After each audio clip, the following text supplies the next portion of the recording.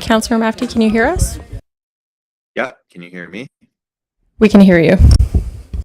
Excellent. Okay, amazing. I'm glad this works. I'll be right back before the start of the meeting.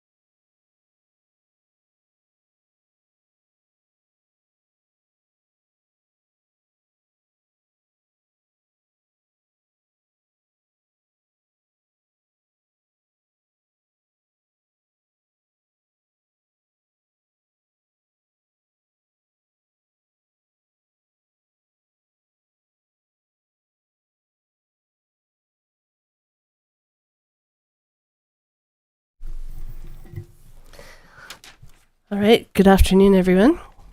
The November 18th, 2025 regular council meeting is called to order at 4 o'clock. Council would like to acknowledge the Ucluelet on whose traditional territories the District of Ucluelet operates. Audience members and delegates are advised that this proceeding is being video recorded and broadcast on YouTube and Zoom, which may store data on foreign servers. We have one late item for today's agenda. Everyone received it? So I will move that the November 18th, 2025 regular council meeting agenda be amended by adding the late item titled Zoning Amendment for 604 Rainforest Drive under the reports section as item number 8.3, and that the remaining agenda items be renumbered accordingly. Do I have a seconder? Councillor Noel. All in favor? None opposed. That carries. I will move that the November 18th, 2025 regular council meeting agenda be adopted as amended. Do I have a seconder? Councillor Noel. All in favor? None opposed. That carries. There's one set of meeting minutes for adoption, and that is November 4th. Are there any errors or omissions? I just had a comment. I noticed I usually don't dig into the old minutes because Councillor Hoare and yourself do a wonderful job at editing that. But I was surprised that in one of the decisions where Mr. Mafti had abstained himself, that wasn't recorded. I was just curious if that's the normal process. I don't believe we record abstentions. Is that correct?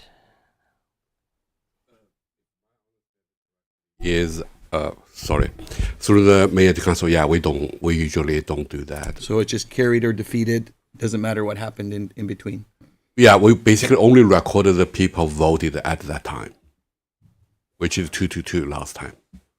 No, I was more the one that he abstained from was the one with Whiskey Landing incorrect. So it still carried. I was just surprised that that wasn't notified or wasn't listed in the agenda. Yeah, in the past we didn't, but if Okay. council wanted to, we can change. No, I'm just curious Okay. what your guys have been doing. So it's very evident there. Okay, thank you. Yeah, different boards record things differently. Some ask for recorded votes, which actually shows who voted yes and who voted no. But in general, it's either passed or failed. So, any other errors or omissions? Seeing none, I'll move that the minutes of November 4th, 2025 regular council meeting be adopted as presented. I'll second. Councillor Hoare seconds. All in favor? None opposed. That carries. There is one unfinished business item titled Surfrider Pacific Rim. Samantha Lynn regarding a 2025 update. Is she on Zoom? Mayor, no, this is, you had a delegation from this group last meeting. I thought so, yeah. There was no actions taken, so we probably put it back on. You didn't put it back on if council didn't want to do anything with that delegation or not. So this is for the single-use plastic That's bottles? correct. Yeah. It's just the policy here is you listen to delegations and then it can go back on the next agenda as an unfinished business. So Okay. again, we're not asking council to do anything with it. It's just that it's there, it's unfinished. All right, so it'll just carry forward to the next agenda then. Unless council wants to provide staff any direction. Is there any wish from council to direct staff? I don't think we've had a fulsome discussion really on it. No, I think we got lit up on the concept, and I don't think it's a quick decision. But I would definitely love. I wasn't prepared for that, but I think it's important for two staff to kind of come back with some options. Obviously, Surfrider is going to be coming back before us. Banning these single plastics, I think, are very important. And I just like to get more of a pulse of the community. I think we all have our opinions. It would be nice, Richard, if you have a bit of a path forward. I think it's going to come before us again, and any suggestions would be helpful. Thank you, Worship, Councillor Noel and rest of council. If you want to pass a motion that staff return with a report with some options for council consideration would be good to do. That would be perfect, thank you. So I think she just moved it. You'll have to pass it. Do you need a motion? Yes. Okay, I'll move that staff come back with a report on this item. Do I have a I'll second? second that for sure. Councillor Noel seconds. Further discussion? I think it's great. Thank you. All in favor? None opposed? That carries. All right, at this time, I'd like to exercise my authority under Section 131 of the Community Charter to ask Council to reconsider its decision made at the November 4th, 2025 regular Council meeting regarding the adoption of the road naming bylaw. The goal of this reconsideration is to avoid further delay of the subdivision process. So council will now reconsider resolution number 2025-2399, defeated on November 4th, 2025. I will move that council adopt District of Euclid Road naming bylaw number 1321-2025. Could I have a seconder? Councillor Noel seconds. Further discussion. Yeah, for sure. Let's have a discussion. But I've spoken quite a bit about it. But I just want to clear the air because there's a couple people that had phoned me after the decision. And my wife always gives me heck because I think that I've articulated myself properly. And sometimes when I got home, she said that I neglected a lot of my thoughts. So sometimes I get into my head a little bit too much and I don't finish all my thoughts. So,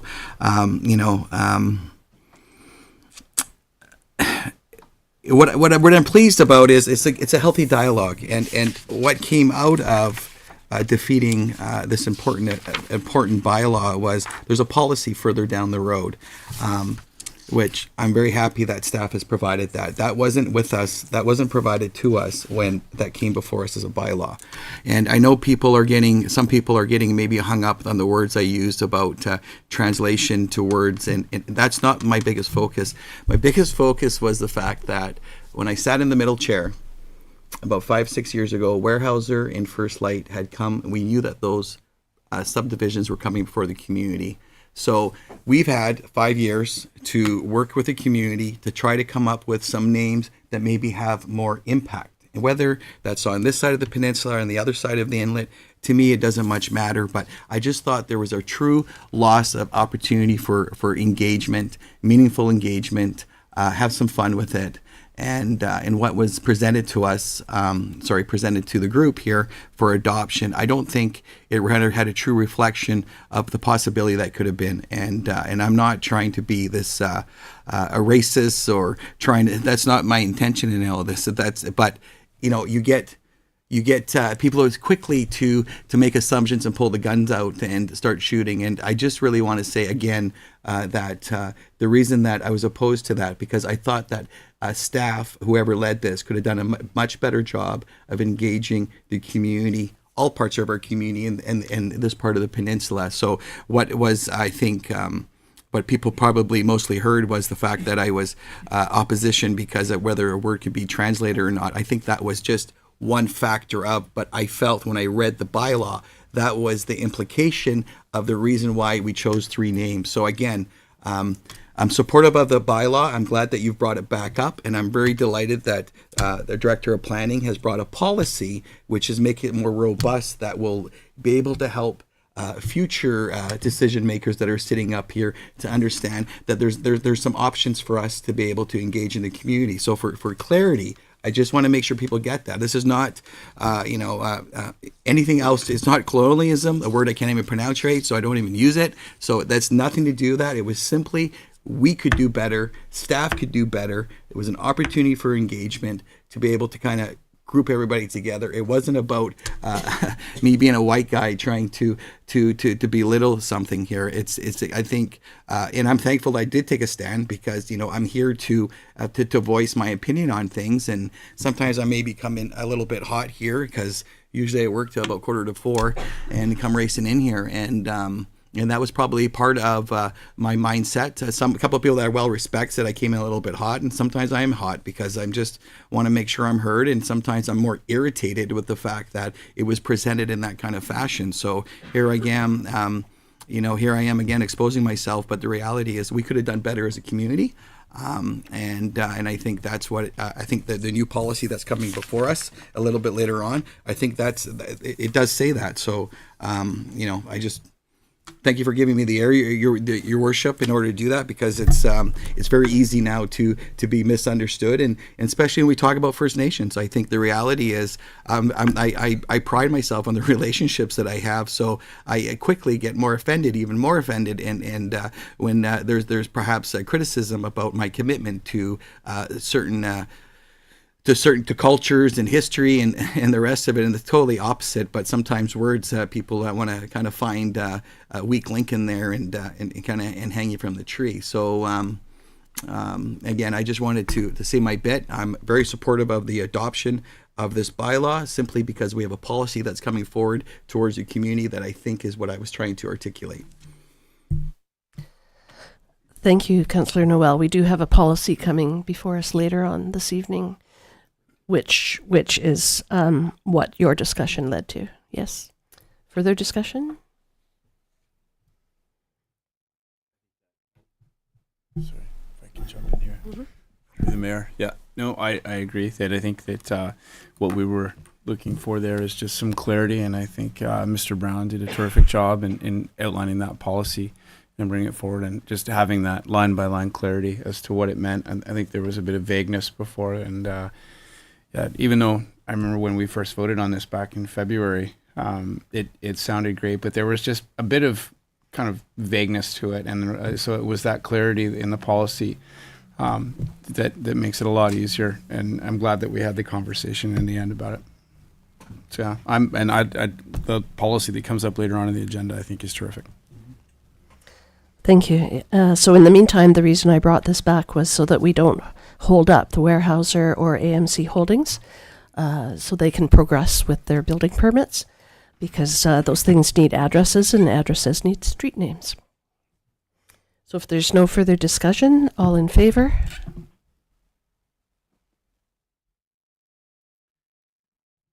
None opposed? That carries. We didn't need to read it again. No. No, it was moved and seconded. Sure. The next bylaw item is titled Development Cost Charges Reduction Bylaw for Affordable Housing, and it will be presented by Mr. Tyler Brown, Director of Planning and Strategic Initiatives.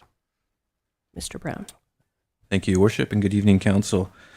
I'll keep my comments fairly short on this one, just because it's only been 2 weeks since we kind of had this item before you as a potential, and we've sort of taken what the key aspects of that and converted it into a development charge exemption bylaw. As noted previously, this is a standalone exemption bylaw, which is permitted. The advantages of that are that a DCC bylaw requires provincial approval. The standalone bylaw does not.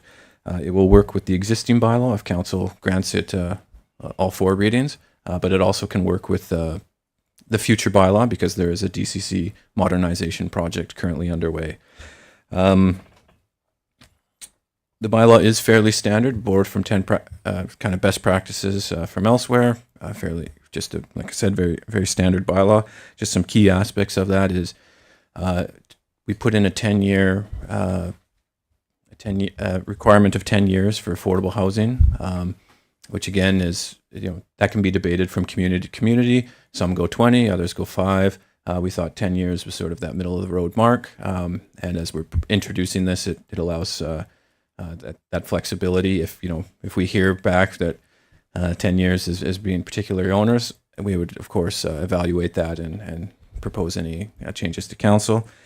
And finally, with respect to funding, if there is DCC exemptions granted, that difference does need to be made up from other revenue sources. We are proposing to earmark $300,000 of the OAP funds. And what that I think allows us to do is we're not kind of dipping into general taxation, and that's to pay for it. But also, this is going to be a brand new program. We don't know the initial uptake, and so that is earmarked. It may get utilized, it may not. And if Council grants the 3 readings tonight and follows up with adoption, we'd of course evaluate that immediately if all of a sudden we got a bunch of applications and the funds were drained. But of course evaluate that kind of at the 1-year mark, which would correlate with the financial planning of the financial budget for the year. Happy to answer any questions, Your Worship, but the recommendation is to give 3 readings of the bylaw tonight. Thank you, Mr. Brown. I noted in the report the current DCC bylaw has not been updated in 18 years. So, long time in the coming. Questions from Council?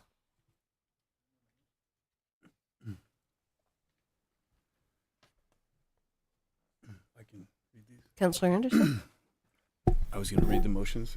Okay, sure. Unless anyone's got a Go for it. question. There you go. I will move that council give first reading to the District of Ucluelet Development Cost Charge Reduction Bylaw for Affordable Housing number 1385, 2025. Councillor Hoare seconds. Any further discussion? All in favor? None opposed? That carries. I will also move that council give second reading to District of Ucluelet Development Cost Charge Reduction Bylaw for Affordable Housing number 1385, 2025. Councillor Hoare seconds. Any further discussion? Seeing none, all in favor? None opposed? That carries. I will further move that council give third reading to District of Ucluelet Development Cost Charge Reduction Bylaw for Affordable Housing number 1385, 2025. Councillor Hoare seconds. Any further discussion?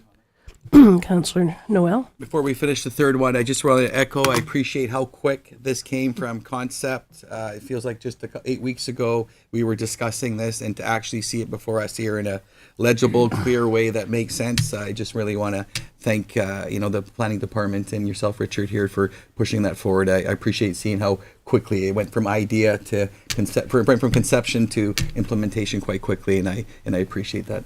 Thank you. Any further discussion? I would just echo that. Also, that there's the speed that you came back with this, and the fact that it checks those boxes for incentivizing affordable housing, and also not dipping into the difference from the taxpayer and using the OAP, the online accommodation provider fees that come with things like Airbnb and VRBO, to use those fees to make up that difference. The DCC, I think, is a great program. So I really stand behind this. I think this is great. So I'll finish the last one. We have to vote. Oh, All in favor? important. None opposed? That carries. Good catch. And lastly, I will move that $300,000 be earmarked in the 2026 to 2031 financial plan from the Affordable Housing Reserve to fund development cost charge reductions pursuant to the DCC reduction bylaw. Councillor Hoare seconds. Any further discussion? Councillor Noel? I know Councillor Anderson will agree with me. At the end of the day, it's just another. I'm glad you picked a number. You could have picked 700,000. You could pick 100. I think 300,000 is a wonderful start. I hope that you're coming before council here and within 12 months saying that your pot's empty and that you need to get back into this pot. This affordable housing fund that we're getting through hotel tax is remarkable, and this is a great way to use it. So thanks for being creative and being quite responsible with the line item that you put behind it. So thank you. It's interesting. We're only one of 3 communities that dedicate 100% of our OAP funds to affordable housing. So it's Tofino, us, and Revelstoke. That's it. Out of the 14. Out of RMI communities. Yes. Yeah. There's many other communities that do use the OAPs, but out of Right. the RMI But communities. resort municipality, yes. All in favor? None opposed? That carries. The next bylaw is titled Zoning Amendment Bylaw Number 1383, 2025 for 1910 Bay Street, Alliance Holdings, and it will be presented by Mr. Brown, Director of Planning and Strategic Initiatives. Mr. Brown. Thank you, Your Worship. Council, this is a long-standing item that I'm sort of coming in at the tail end, and of course it's the one I left my notes in the office, so forgive me in that. The only one too. But you'll probably be far more familiar with this than I, but there's been a long-standing issue on Bay Street where certain units and some of the I think it's surrounding gardens and kind of the things people have in their properties are encroaching onto Bay Street. Council did provide direction enclosed on how they might proceed in allowing those uses to persist in a non-conforming fashion. What that would essentially allow is the property owners to have some assurance that their non-conforming use is permitted, and that would be done through a license of occupation and the associated rezoning and potential variances. So before you, Council, is just as a report to provide a notice of first reading that this will be coming forward. That essentially is to inform the community that this item will be considered by Council.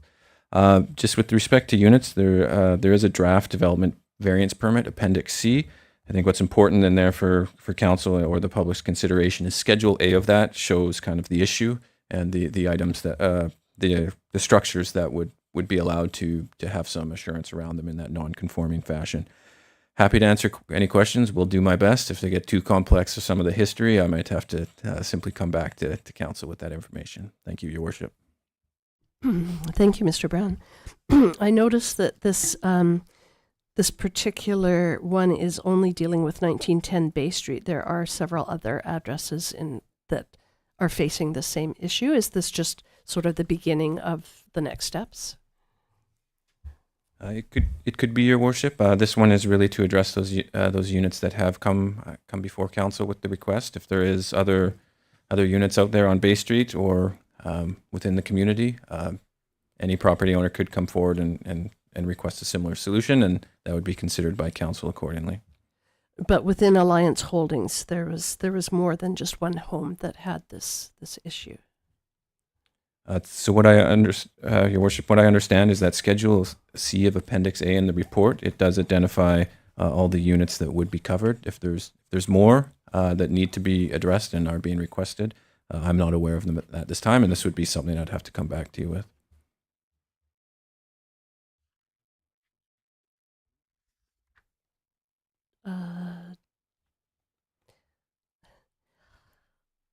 Barbara, did you want to?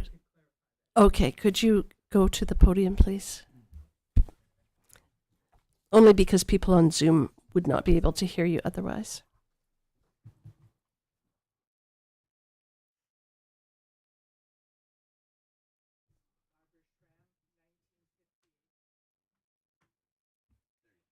Barbara Schramm, 1958 Bay Street. Alliance Holdings is a group of 8 duplexes, all with unique addresses, but we're one company under 1910 Bay Street. So the whole solution affects one address in terms of the district's billing and so on. So that explains it. Thank you so much. Because I remember when you came before us as a delegation, there were like 5 units that were affected by this encroachment. Okay, that explains it. Thank you so much. Other questions from council?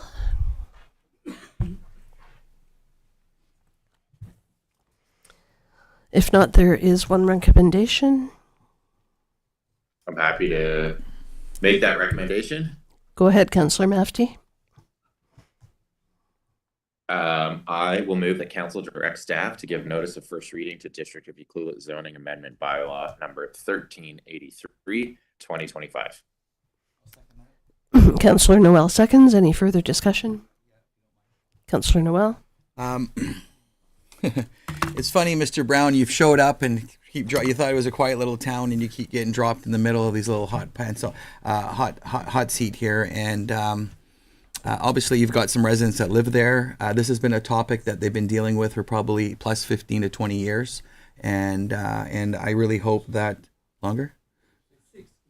60 years, okay.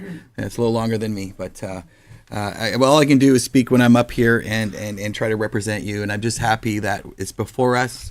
I think it's important to get this sorted out. There'll probably be some unorthodox solutions, but things like moving buildings and stuff like that, I think that we're way past that. We need to just to realign some lines so you guys can live and do what you need to do there.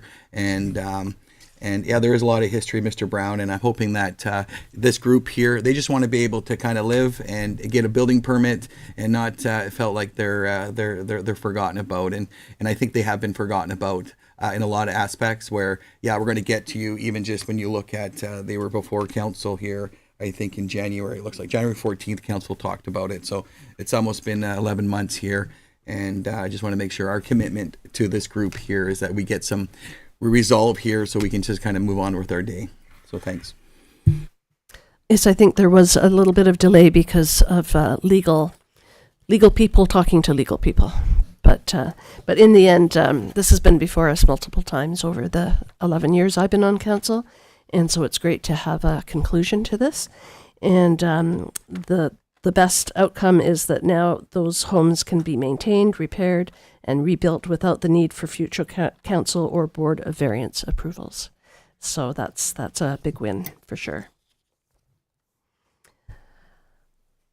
All right, so we have the motion and we have it seconded. Any further discussion? Seeing none, all in favor? None opposed, that carries. Thank you. You guys don't need to stick around either. No, you can Get back to work. you can leave.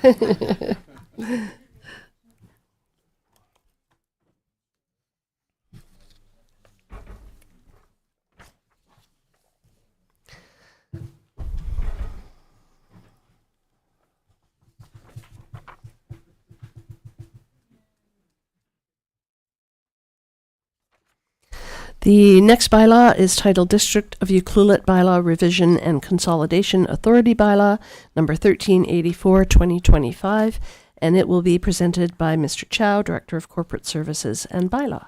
Thank you, through the mayor to council. This is a housekeeping item. From time to time, we find in the bylaws, sometimes you have a typo or you reference different numbering, like 4.4, 3.3, all those kind of things. So we did a research. We didn't have this bylaw. Lots of municipalities have passed this bylaw called the Revision and Consolidation Authority Bylaw, which allow you, whenever you find this typo or numbering mistake or small, sometimes schedule reference, old low name, those kind of things, you don't need to repeat all those statutory requirements. Like as I mentioned, some example, OCP, DCC, ACC, borrowing bylaw, they all have statutory notice requirements or public hearing, or go to the province for approval. Once we have this bylaw, we can just skip those things. We just bring to council, can fix those minor mistakes. Thank you. That's great. I didn't know anything about that. That's really good. Questions from council? Pretty clear-cut housekeeping. There is one recommendation. I've got this since I'm such a fan of editing. I will move that council give first, second, and third reading to District of Ucluelet Bylaw Revision and Consolidation Authority Bylaw number 1384, 2025. I'll second that. Councillor Anderson seconds. Any further discussion? Seeing none, all in favor? None opposed, that carries. Thank you, Mr. Chow. We're now moving on to reports. The first report is titled New Road Names Draft Policy, and it will be presented by Mr. Brown, Director of Planning and Strategic Initiatives.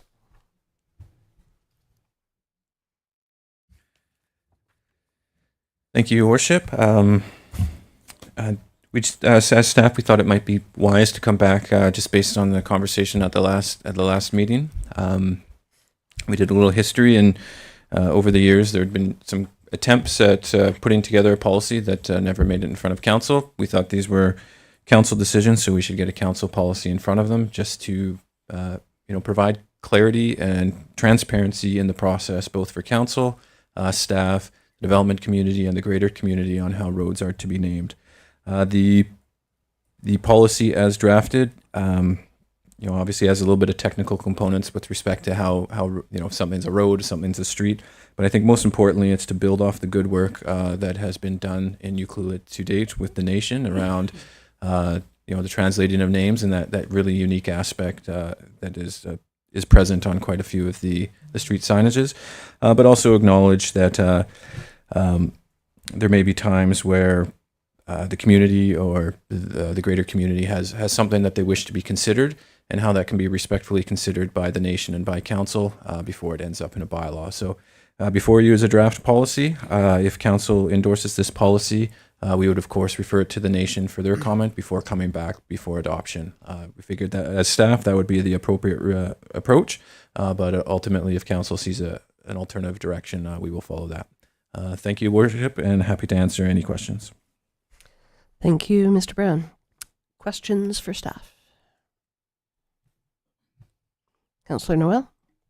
Again, I'm happy that this popped out of the debate of 2 weeks ago, or my concerns, and I'm 100% supportive of the recommendation and what's been provided here. So again, thank you for that.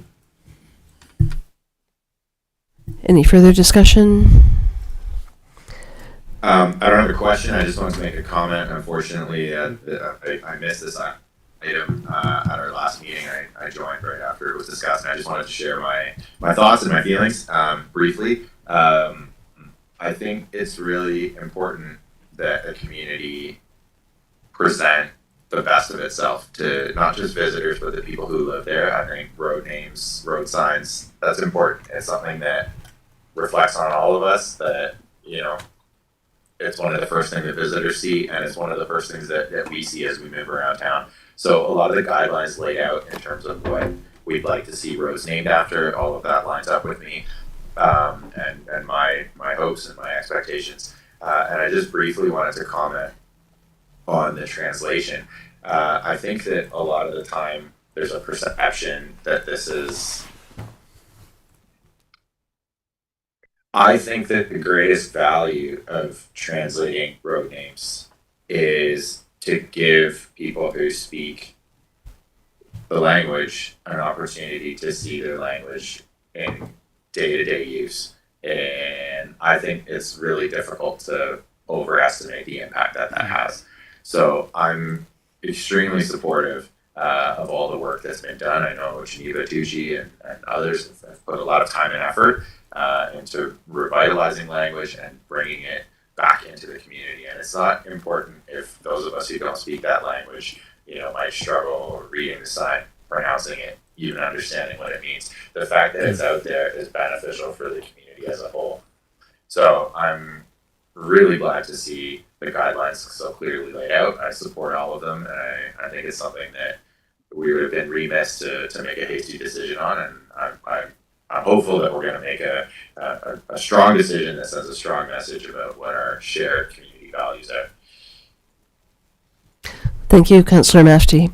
Geneva conducted a walking tour back in the summer with CBT funds for small community funds, I believe, Rebecca. Yeah. And I went on that, and it was an hour that was really interesting. Someone else had the alphabet, so we all of us on the tour got to pronounce every letter of the alphabet, and then we walked around town and we got to pronounce all the street signs. And it was a really interesting tour. I would love to see that happen more frequently, just so those of us that do not speak Nuu-chah-nulth can understand and pronounce it correctly. Agreed. I'm so Go sorry. ahead. I didn't mean to interrupt. No, I was just going to ask for any other. I We have a delay. Go ahead, Councillor Mafty. I was just gonna say that in my other role with the Res in the past, we've hosted language workshops, and I think it's such a valuable thing to let people know that this isn't some static part of history, rather that it's a living, vibrant, you know, current reflection of the makeup of the community and the shared values of the community, that it's something that's ongoing. So I'd love to see more of that. I'd love to see more of those walks. I'd love to see people get engaged with the language, not just for non-Indigenous people, but to encourage Indigenous folks that are digging deep and relearning or learning or speaking the language. I think it's so valuable. Another language, another life. And as someone who, you know, English is my second language, you know, I feel like I have like two worlds open to me, and so anything that we can do to encourage people to learn a language that's, you know, so culturally relevant is. Thank you, Councillor Mafty. Any further discussion? Councillor Hoare? I was on that walk, and I need another one because I need a refresher on pronunciation, because I've got a horrible memory for a language that I haven't spoken since childhood. But I love seeing those signs, and I try every time when I'm walking through town to see if I can remember what each one of those symbols, what the sound is for each one. But I also remember when the first one went up, and I remember the look on Bob and Vi Mundy's faces when that very first sign at Otter Street went up. I'm not going to try to pronounce it because I would butcher it. So, you know, sorry, Geneva. But it was so important for them to see their language in use in our town. I think it's a very powerful symbol, and so I'm all for translating it. and eventually I'll learn how to say whatever the word is for larch. Where you At live. least know how to pronounce the road I live on, right? All right, seeing no further discussion, there is a recommendation. I will move that council direct staff to refer the draft road naming policy to Ucluelet First Nation for review and feedback, and prepare a future report presenting Ucluelet feedback and a final policy for formal adoption. Do I have a seconder? I'll second that. Councillor Anderson seconds. Any further discussion? Seeing none, all in favor? None opposed. That carries. Thank you. All right. The second report is titled OCP and Zoning Amendment for High Focus Island, Lot 543, and it will be presented also by Mr. Brown, Director of Planning and Strategic Initiatives. Thank you, Your Worship. Before you use an application that has been received, you've received a similar application in the past with respect to that it is a significant application for just under 34 acres of land within Ucluelet. The proposal that's before you, and we've tried to provide a significant level of detail in the report before you tonight, just to introduce you to the idea. And once I'm done with my remarks here, the development proponents, part of the team, anyways, is here to also provide a brief presentation and also answer any questions. Just before I go through it, I will say staff's recommendation is in your report, and that is to advance the application to just get a more robust report for first and second reading. I think in most cases you'll find that staff will recommend to receive more information, but as it is significant, we did want to at least introduce the concept tonight. The current long-range land use designation, as you'll see in the report, is kind of a fragmented piece, but it's single-family, parks and open spaces, institution, and industrial. And also the OCP does contain a series of maps that show trails. Those trails, I'll just say, typically at the OCP stage, they're fairly conceptual. As you start to develop a parcel, generally you would see them move, but it is just to provide some guidance on where amenities might be considered. I think that's important because as you start to refine a proposal, you'll find that there might be environmental features, or there may be archaeological or cultural considerations that result in the need for change. And so I highlight that as those. We will get into we'll remark on the amenities proposed, but ultimately, it's those considerations that influence the site design, including trails. The proposed zoning change by the applicant is what is triggering all of this, and that is for a combination of single-family infill residential, the R6, single-family residential, which is the R1, and retain the existing rural residential, with, of course, a piece for public institutional as well. I will just note that those are the kind of general zonings. We are working with the applicant to refine the zoning and make some site-specific conditions, and I will highlight what those are, but essentially it's in relation to short-term and long-term tenancy. The total unit count or the total lot count for the R1 portion would be 25 lots being proposed. That would allow for 25 single-family dwellings, with also 25 secondary suite units and 25 accessory dwelling units. This portion of land is where we're really working with the applicant on that site-specific notation, as the proposal would be to normally the R1 zone does permit bed and breakfast units, which in Ucluelet has resulted in kind of 3 bed and breakfast units being put into almost discreetly into a principal dwelling unit, and in essence creating three rentable short-term units. The applicant is not proposing that, but they would like to retain some of the flexibility for short-term rentals with respect to the location in the secondary suites and the accessory dwelling units. For the R6 lots, 60 single-family dwelling units are being proposed, which would also permit up to 60 secondary suites or accessory dwelling units. Importantly, in these units, it would only be for long-term tenancy. So the short-term aspect would not be permitted in these units. With respect to the proposed amenity package, there is significant amenities proposed. 25% of the lands proposed for rezoning would be dedicated as open space or park. And the applicant would, that would be turned over to the district for to be secured in perpetuity. That open space also would consider some of the environmental aspects of the site and be, have that strong preservation focus with respect to the shoreline and some of the nature there. Recreational amenities are also included in the proposal, and we would be working with the applicant to refine these throughout the proposal. But they would include playgrounds, open lawns, picnic facilities, potential for some sports courts, and the trails. The trail system would ultimately be integrated into the development. And finally, I think importantly with the proposal, there is a land dedication aspect to it, which is shown in your report. There is a utility expansion parcel with respect to the existing district's utility there as it relates to sewer and bordering the existing lagoon sites. Important for the district to, or that land could be important for the district with respect to any future sewer utility expansion. There's also a standalone parcel being proposed. I think it's figure 5 of your staff report, and it's identified as a municipal parcel. We've kept that through conversations with the developer, quite general at this point, to allow maximum flexibility if council receives or does ultimately approve the zoning. That would be turned over to the district to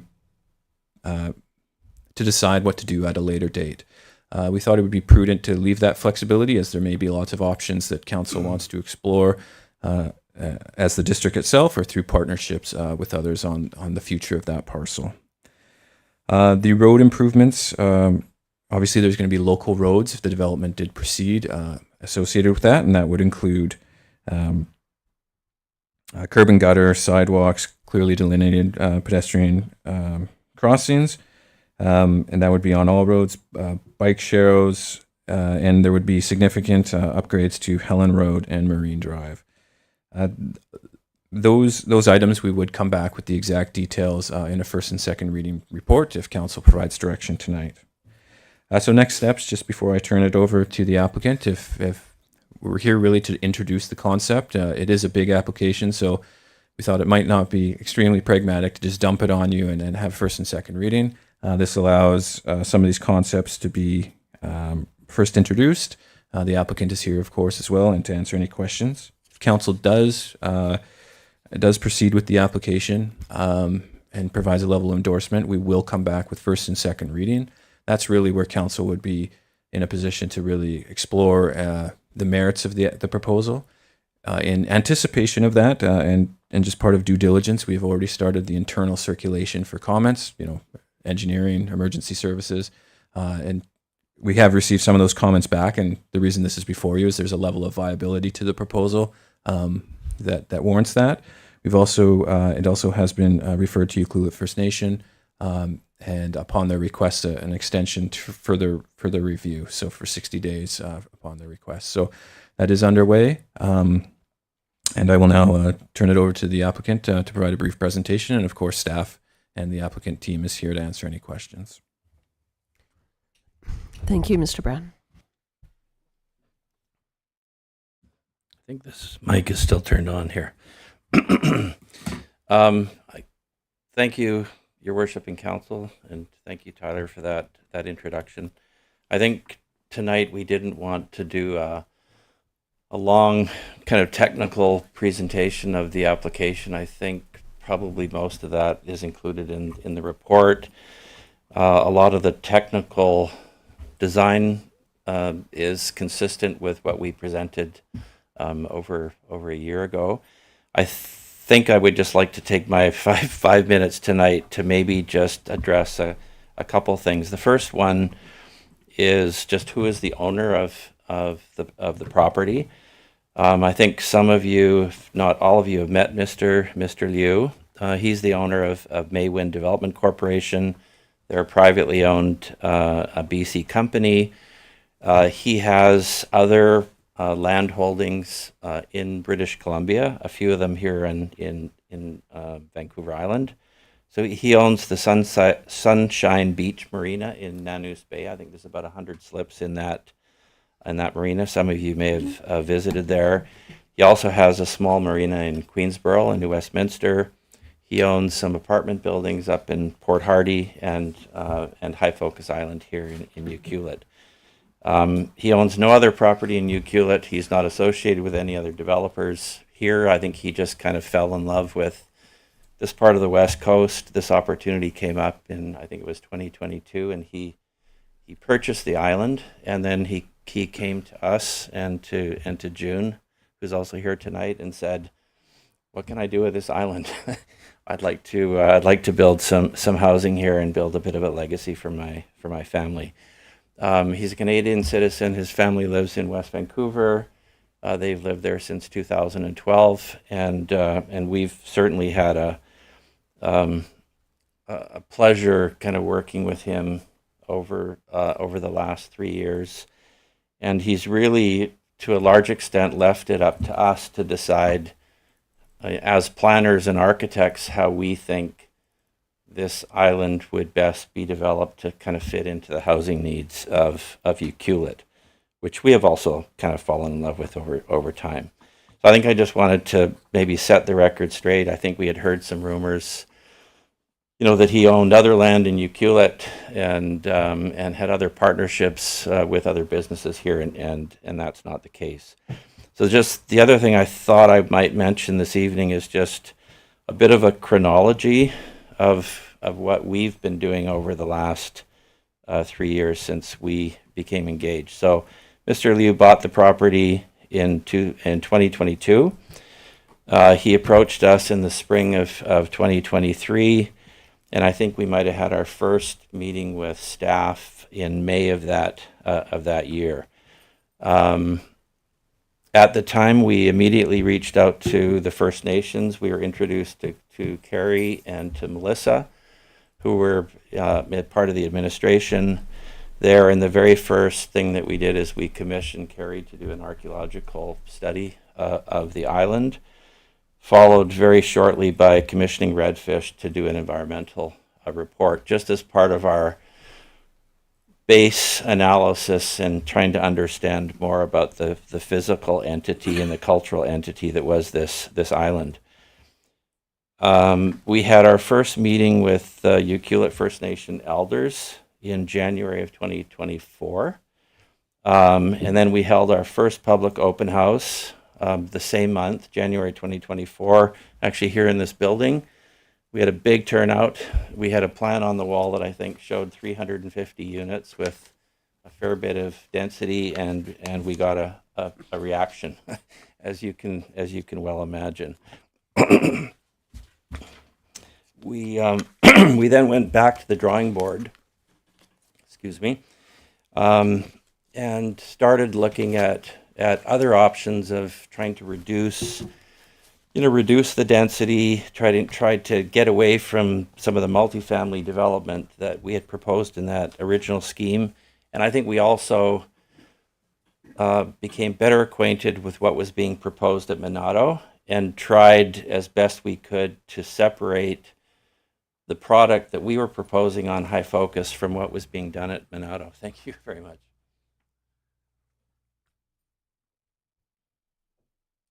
So we came back to staff with a reduced proposal of around 135 units. I think at that time, that was July 2024. We had another meeting with the First Nations membership, this time with the entire community in their gymnasium, had dinner, presented our plan, received feedback, and went back to the drawing board again. All of this time we were meeting with city staff. I think they were giving us feedback on, from their perspective, what worked, what didn't work from an engineering perspective. A lot of communication around the lagoons, a lot of communication about Helen Road as this pinch point leading to the island. And eventually we submitted a new application, or I guess our first application, around August of 2024. And it was introduced to council as a first reading in November 2024, which is exactly a year ago, I think, from this month. The plan was rejected.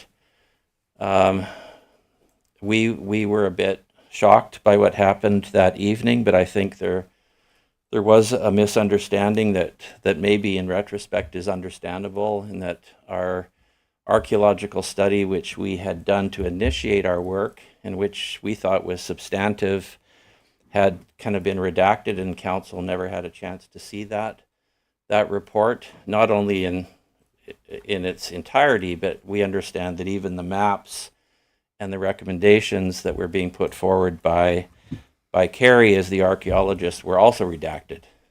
So that was a rough night because we really felt that council hadn't had a chance to see the work that we'd put in and to see how we tried to respond to some of those archaeological findings. So it took us a couple months to regroup. We did.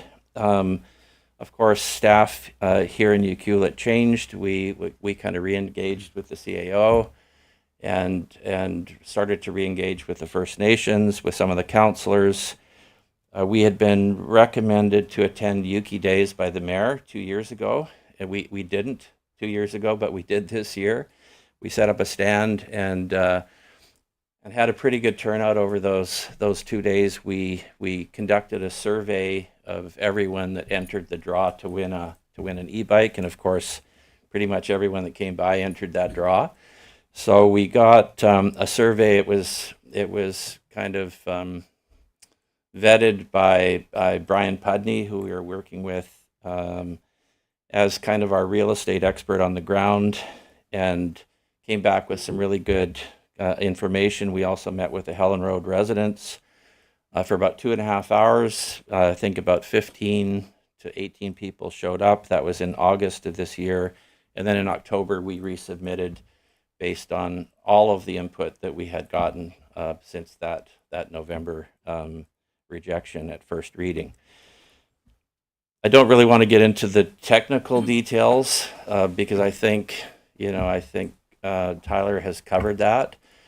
Essentially what we're proposing is 85 single-family homes, 25 of them around the periphery of the island that we would consider to be kind of market lots that would be absorbed as the market can absorb them. And then 60 units kind of internal to those. 51 of those are one type of home, another 9 or another type of home, all of them small lot, all of them trying to target this missing middle that we think we've identified as being a major housing need here in Ucluelet. We've made a commitment, or Mr. Leo has made a commitment to build all 60 of those internal units himself. Currently, we're working with Chris Bosman. We're working on some prototype design. We're trying to get a price point that kind of meets this missing middle, particularly with the secondary suites as mortgage helpers. We've also kind of re-engaged with city staff in terms of a trail network that we had originally proposed based on staff's request that was going around the entire periphery of the island. We've removed that from the application. We now have more of an integrated trail system. We've also kind of readjusted how we're dealing with the parkland, particularly on the land facing towards the channel. So a large piece of open space, total dedication is around 15 acres on a site that's, that is, how big is our site? Is around 50 acres, so it's a substantial dedication. We've now included this municipal parcel that I think was referred to as the standalone parcel. It was a piece of land that we had originally discussed the possibility of dedicating to First Nations, and I think the conclusion on both the district side and First Nation side was that should go to you and be decided as some kind of a partnership. Working together to see how that land might best be used. And that land is largely situated between the two most sensitive archaeological sites on the island. So we think that we've come back with a with a proposal that that will supply some much needed housing here in Ucluelet. We don't feel that Minato is our competition. We feel that they're kind of, reaching towards one segment of the market. We're reaching towards another. We're working hard to get as many Helen Road residents on board. We have proposed a substantive road improvement proposal that would go all the way from Peninsula down Marine and along Helen out to our property boundary, so that we've got a contiguous sidewalk all the way to Peninsula and of course eventually to the school. So we believe that our application is going to be a benefit to the community. We're enjoying working with staff, and we're kind of full-heartedly re-engaged. I know that there may be some questions around kind of the archaeological study. I think we'll be here to answer those if those questions come up. And just pleased to see that the proposal is back on kind of council's radar. So thank you for the opportunity to speak. Thank you, Mr. Roseno. Would you entertain questions from council at this point? Okay. Any questions for Mr. Roseno? Comments?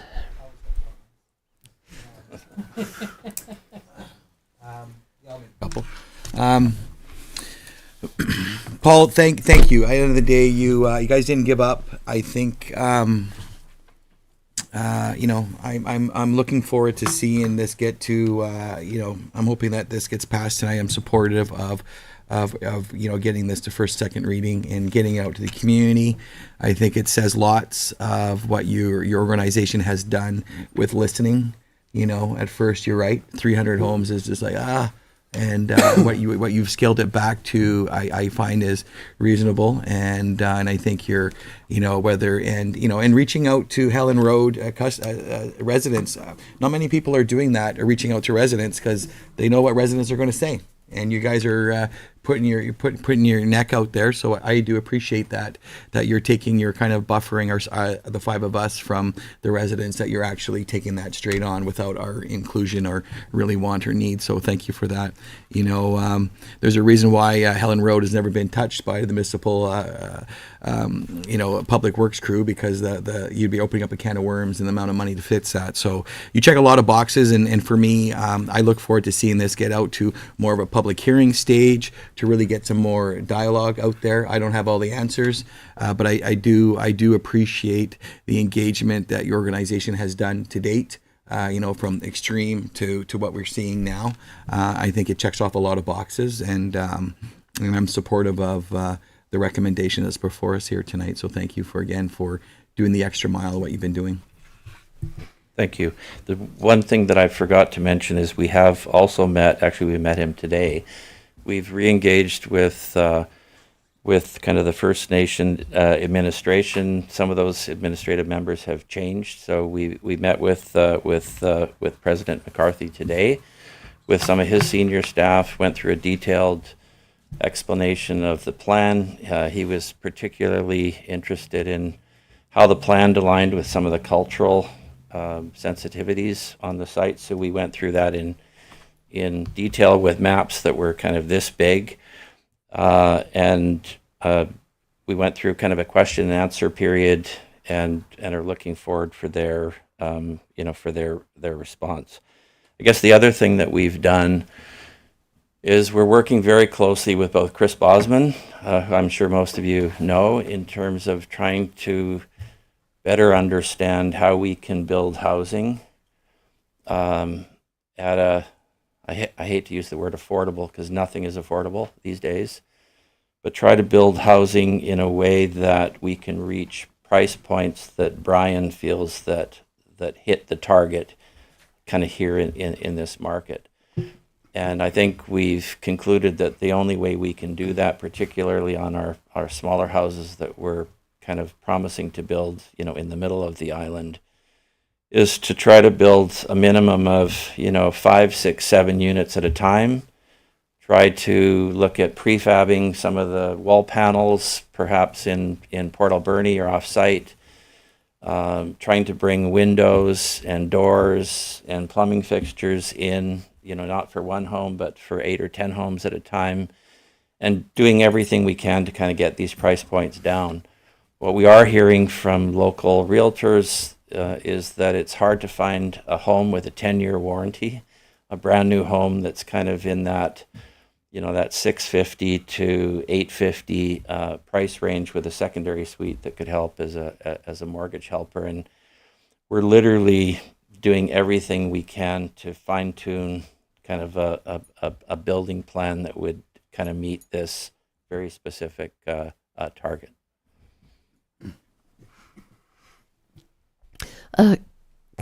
Did you have something, Councillor Anderson? I was, yeah. I had. Go ahead. I just want two things. You didn't mention the sewage lagoon. I know you've had some engineering work done on that.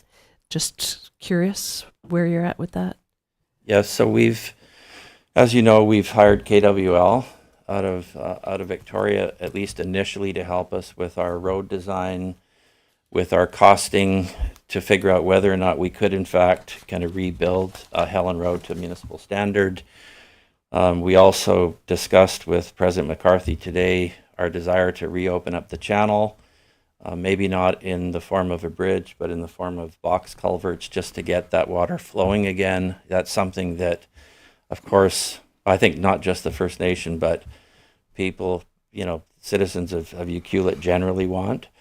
And then we also talked to him a little bit about the sewage lagoons. So we have been studying, in particular, both capacity of the lagoons, which I think we've been able to satisfy that the demand from a sewer perspective for our community can be met, but then also the odor issues that exist out there, which I'm sure most of you know about. We have a fairly detailed report that will be part of our submission, if it's not already, on just that odor issue. Part of the odor issue we've discovered is coming from the force main from the fish treatment plant that connects into the force main that goes out to sea from the lagoons. And if any of you have been out there, that culvert is open. So that's not helping. I mean, KWL does believe that the majority of the odor is, in fact, coming from that kind of open system, and that closing it will go a long ways towards diminishing that. They've also given us a proposal which we would commission, if we were to get approval for zoning, to do an additional study on just the lagoons themselves in terms of what we could actually do to diminish any potential odor that's coming from the lagoons. As you probably know, the more fresh water that gets added to that lagoon system, the more inefficient it is, and the more that also affects odor. So we understand that there are other initiatives that are being kind of enacted in the municipality to slowly begin to fix some of the sewer pipe problems that exist in a lot of small towns. And they also believe that will help us to, in the long term, deal with some of those odor issues. So we have made a commitment to continue to study that. And I guess at the end of the day, the ability for us to be successful in terms of eventually selling homes will depend on us solving that problem. Great, thank you. Councillor Anderson? Cool, thank you through the mayor. Thank you for that. And yeah, I'd like to see that infiltration report. I don't know, Mr. Brown might know, or I'm not sure if that's on the books right now, to look at what the amount of infiltration is coming in for the sewage right now. Is that something that's happening or ongoing? Is there like a sewage, how much fresh water is getting in there through leaking? Through your worship, I'd have to come back on that. Right. So I'd like to, that would be interesting to follow up on. I have a lot of questions, but I think that in lieu, like I would be all for moving this forward to learn more information. It's not necessarily that I think it's also fresh for the public to see the new proposal, and it benefits them to have some time to digest it and take a look at it, because at the end of the day, it's what they want. It's not what we want. So I tried to speak to a few people about it, and again, it was so fresh that most people didn't really know what the new plan was. So I had a few phone calls with folks, and we went over some of the things that I thought, were positive. And obviously the change in the trails was a great idea. The municipal parcel, obviously a great idea. The sidewalks, there's a lot of amenities that make sense here, including the recreational amenities. There are a few difficult parts. One of the things that I was just trying to get my head around is that one of the things for people that I've spoken to is the density issue, and that's why that was a sticking point before.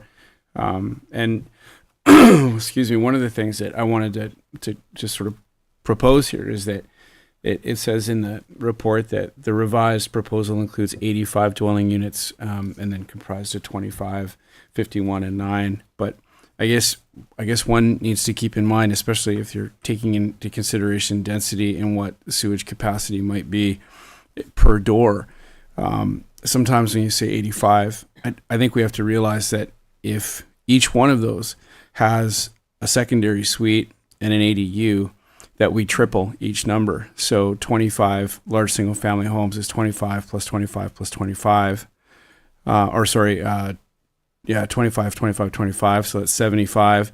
And then for the 51, we also have to, each one of those has a secondary suite and an ADU. So when we say the number of doors that we're doing for density here, I added up, instead of 85, it becomes 237 doors. If you put 4 people in a large single family home, you put 2 people in a secondary suite and 2 people in an ADU, then that becomes 635 people on that spot. On that, I think it's probably closer to 15 usable acres up there. So that's just my concern, is the density and the capacity of what we can offer for the sewage lagoons at this point. And just keeping in mind that is, when you say 85, I think it's also it's really 200, over 200, and I just think the public needs to get their head around that for a density. Do you agree with that number? No, but I definitely understand your point, and I think the only thing I would correct on that is, of the 60 units that are internal, those could have either a secondary suite or an ADU as part of that R6 zone. They couldn't have both. Maybe I stand corrected on that. That's been our assumption, and our commitment has been, since we're building those, for each one of those 60 units, we would build either a secondary suite or an ADU, and that would be it. You're correct in terms of the 25 peripheral lots. At the end of the day, we count those as a home, but the current R1 zoning does allow for a homeowner to build a secondary suite if they choose in those units, or to build an ADU, or in fact to build both. And I think Tyler even mentioned that you could, in addition to that, turn those into B&B units, which we've said that we have no interest in doing and are happy to covenant, off of that entitlement. So I think the only correction is on those internal units, we would only see either an ADU or a secondary suite, not both. And in terms of the 25 external homes, if there's a concern that on each one of those homes there's going to be a secondary suite and an ADU on top of the single family home, and council or the public felt that was too much density, I think we would be fine with writing into the bylaw a way to restrict to one or the other. Although I guess the precautionary tale is that at the end of the day, those will likely end up as rental units, which, from what we understand, is under big demand. So I think if there's a magic number that council feels comfortable with, that's something that we're more than open to kind of engaging with you and with staff in terms of making sure that we're not crossing a threshold that the council believes is just too high for the island. Our understanding is from a sewer capacity, it's not an issue. But I think from a density perspective, just in terms of how many people are potentially moving, on and off the island, that's another matter that I think the town has to feel comfortable with. So I hear you loud and clear. And I appreciate your modification of the plan based on what you heard from the public, and I also appreciate your flexibility, like with what you're saying right now. So, yeah, I look forward to seeing more. Okay, thank you. And I think because there will be an opportunity for a public hearing, there will be a chance for us to hear what the public has to say. Did you have something to say? Yes, I did. Sure. Yes. Go ahead. Mr. Councillor Anderson was mentioning about sewer and sewer capacity, and then Mr. McIntosh, before he moved on, was going to try and come to council and do an update on the sewer master plan, the tenders for some of the sewer work that's just closed today. So we'll try and get a presentation in front of council in the next month or so with an update about where we are within the district on sewer capacity.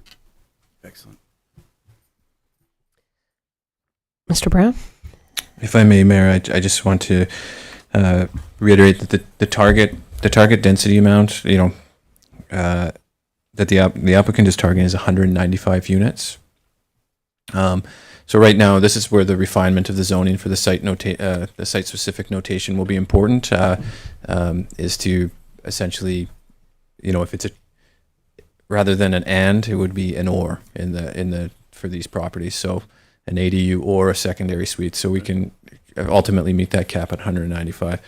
I don't want to misspeak here, but the series of technical memos on sewer capacity have been completed for the district, and I recall that it's around about 1,000 units, depending on the makeup of those units between long term and short term, that the lagoon capacity exists. After that, that's where we start to have conversations about expansion or other alternatives. So it's around 1,000. Don't quote me on that is an exact number, but when we were looking at the potentiality of this application, but also Minato and the ability to accommodate this and other development proposals, we wanted to make sure that ultimately we weren't rezoning to allow too much if they all did proceed, and so there is still significant capacity in those lagoons.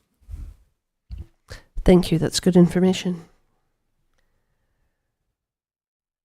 Any other questions for Paul? No. I don't have a question, but I just wanted to briefly comment if this is an appropriate time to do so. Yes, go ahead, Councillor Mafty. Yeah, more for the benefit of folks who I know watch and with whom I've had extensive conversations and email correspondence, and just in a general sense, I want to commend Paul and his team, Ecostics, for going through the process. And I thought the chronology that Paul laid out was quite useful. I feel like the initial proposal was out of touch with what the community was looking for and what the community wanted, and I have to commend this group for doing a lot of groundwork, not just to try to tick the boxes, but to understand what the needs of the community are. My own personal feelings about this development aside, I think we have to be pretty realistic and is more housing. I think that the current proposal is pretty much aligned with a lot of what we amongst ourselves have determined that the community wants and needs. And I think that it behooves us to take advantage of an opportunity to work with a developer that is flexible, transparent. I'm not trying to give this the hard sell, but I feel that, I've gone on the record a lot as being opposed to growth, as being opposed to, more single family homes. I think this proposal gives UClueLit a lot of what we know we need, and I think it would put us in a much better position, a few years down the road, once we've had some of the housing that we need constructed, to make decisions about what type of reduction in growth we'd want to see. But right now we have a deficit of housing, and I think that we need to address that deficit before we can start, getting too selective. And the fact that we've got I think a much improved proposal from a group that's been transparent and willing to listen is very encouraging. So at this point, voting on the matter before us tonight, I'm happy to move this forward. Thank you, Councillor Mafty. In addition to the housing, there's the amenities as well, the improvements to Helen Road and the opening of the culvert potentially, and the parkland dedication. There's just so many pluses. Yeah, for sure. It really reflects a lot of listening. The booth at Yuki Days, communication with the community throughout the year plus that these guys have been coming and going and just being present here. I think that they've heard a lot. Like for me, for example, the culvert is huge. I would absolutely love to see water flowing back and forth, and I think that that would be a huge bonus, and it's the type of thing that that only gets to be part of the discussion when someone's willing to listen to all the little things that the community wants. But the community also has concerns. Obviously, this isn't a stamp of approval, but I think I just want to put my support in context of I'm encouraged by what we've seen so far, and I'm particularly encouraged by the way the dialogue has progressed. Thank you, Councillor Mafty.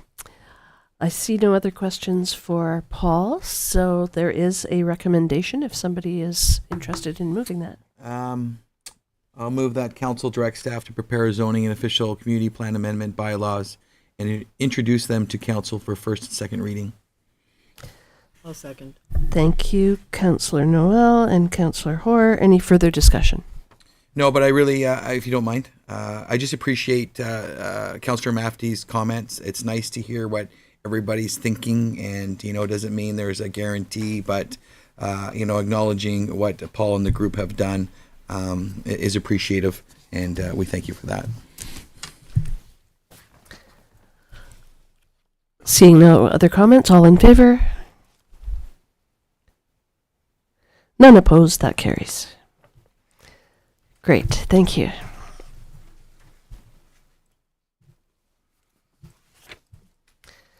The next report on the agenda today is the late item, zoning amendment for 604 Rainforest Drive, and it will also be presented by Mr. Brown, Director of Planning and Strategic Initiatives.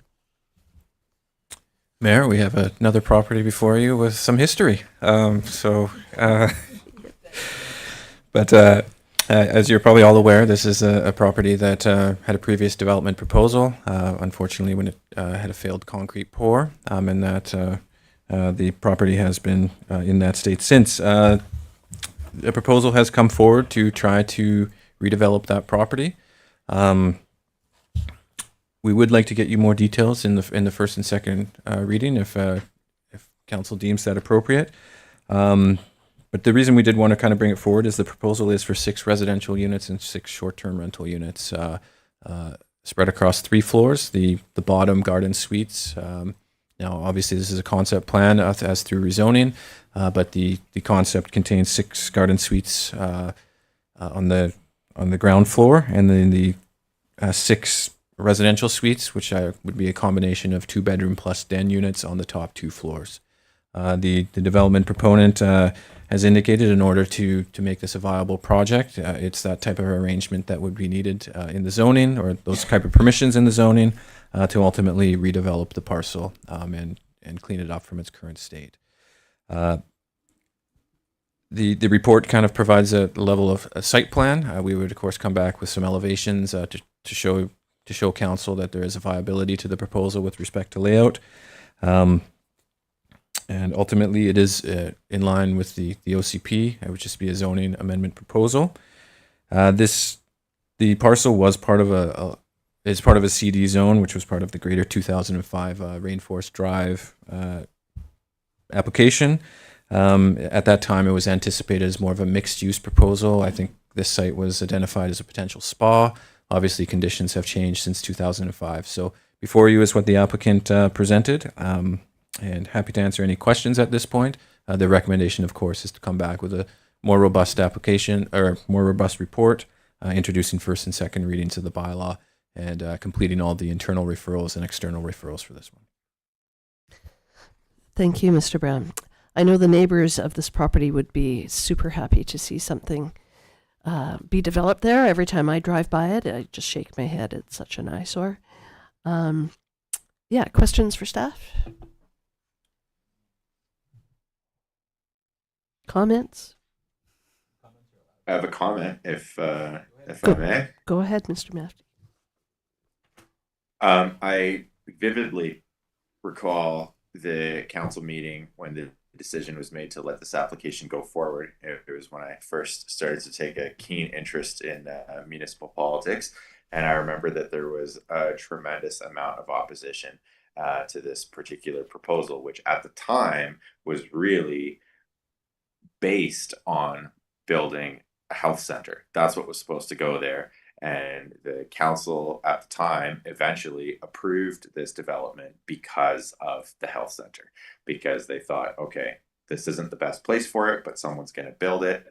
The way that they can build it is by adding a second story that was going to be, mixed commercial residential. But the idea was that we were going to, as a community, agree that even though this wasn't the best place for the health center, it was better than no health center. And now it's turned into a complete, total embarrassment. It's shameful what's happened there. And now, a few years later, to basically have someone come back and say, well, actually, now what I want to do is build something that never would have been approved to begin with under pretext of making the most of a bad situation, really sticks in my craw.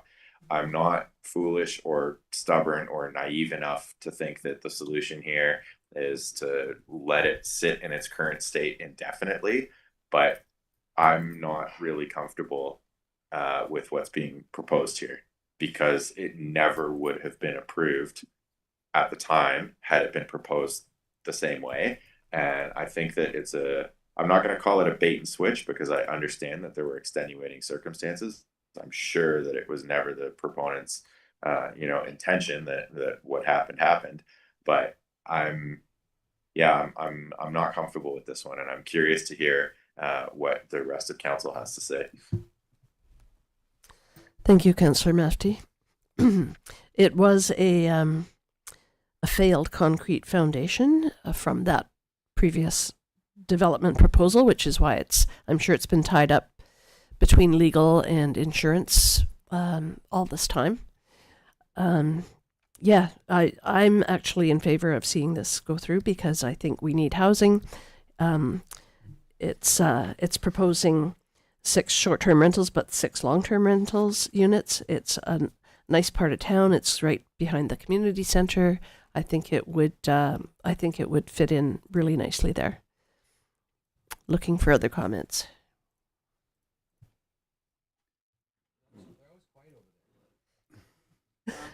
Comments. All received, Mr. Councillor Mafty. I think I was around for those decisions, and I recall a little bit.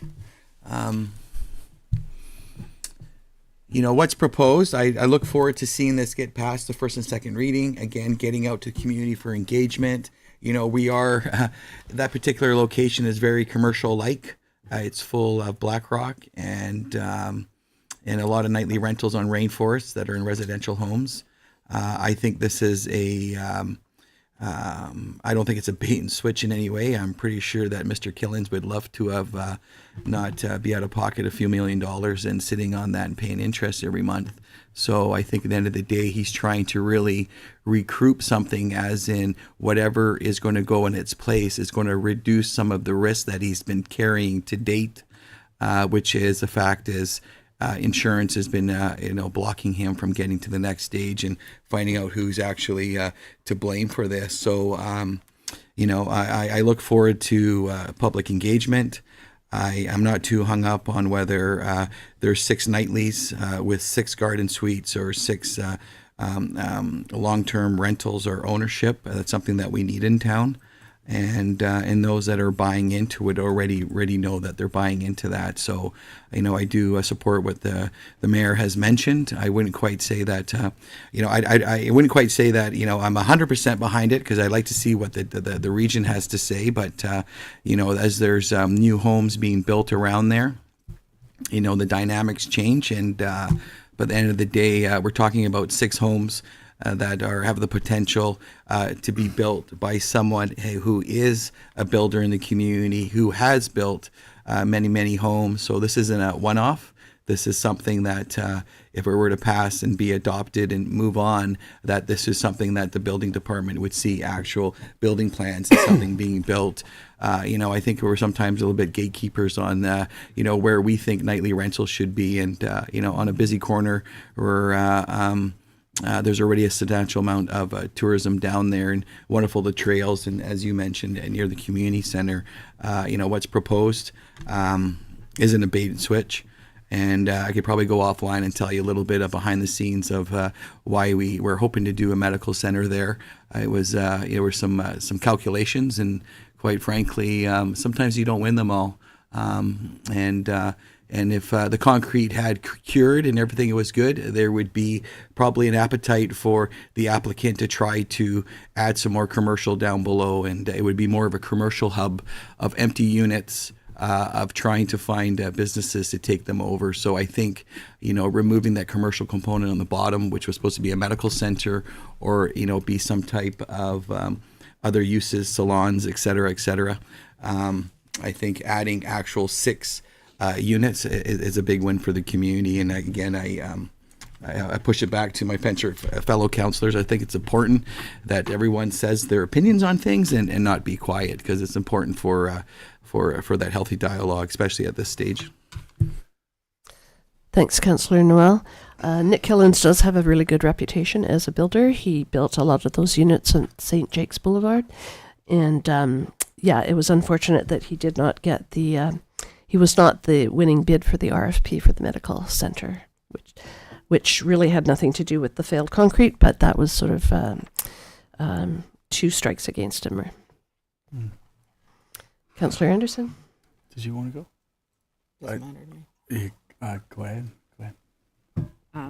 For the record, Councillor Noel, sometimes I'm quiet because I don't see the need to hear the same thing twice. I do recall this particular one and the controversy around it. I remember when the concrete failed, and we've heard a lot from the surrounding residents about how that clearing went and the construction at that time. I'm not a big fan of short-term rentals, but this is a spot where it could happen with not a huge amount of impact. Mostly, I just would like to see more information. To me, there's not enough in this to really have much of an opinion, which is why I would like to hear what people have to say about it. What do the people around it feel on this one? Because I think that's really the most important at this point. So would this be subject to a public hearing, Mr. Brown? As it contains, Mayor, as it contains 50% short-term units or commercial, it would be subject to a public hearing.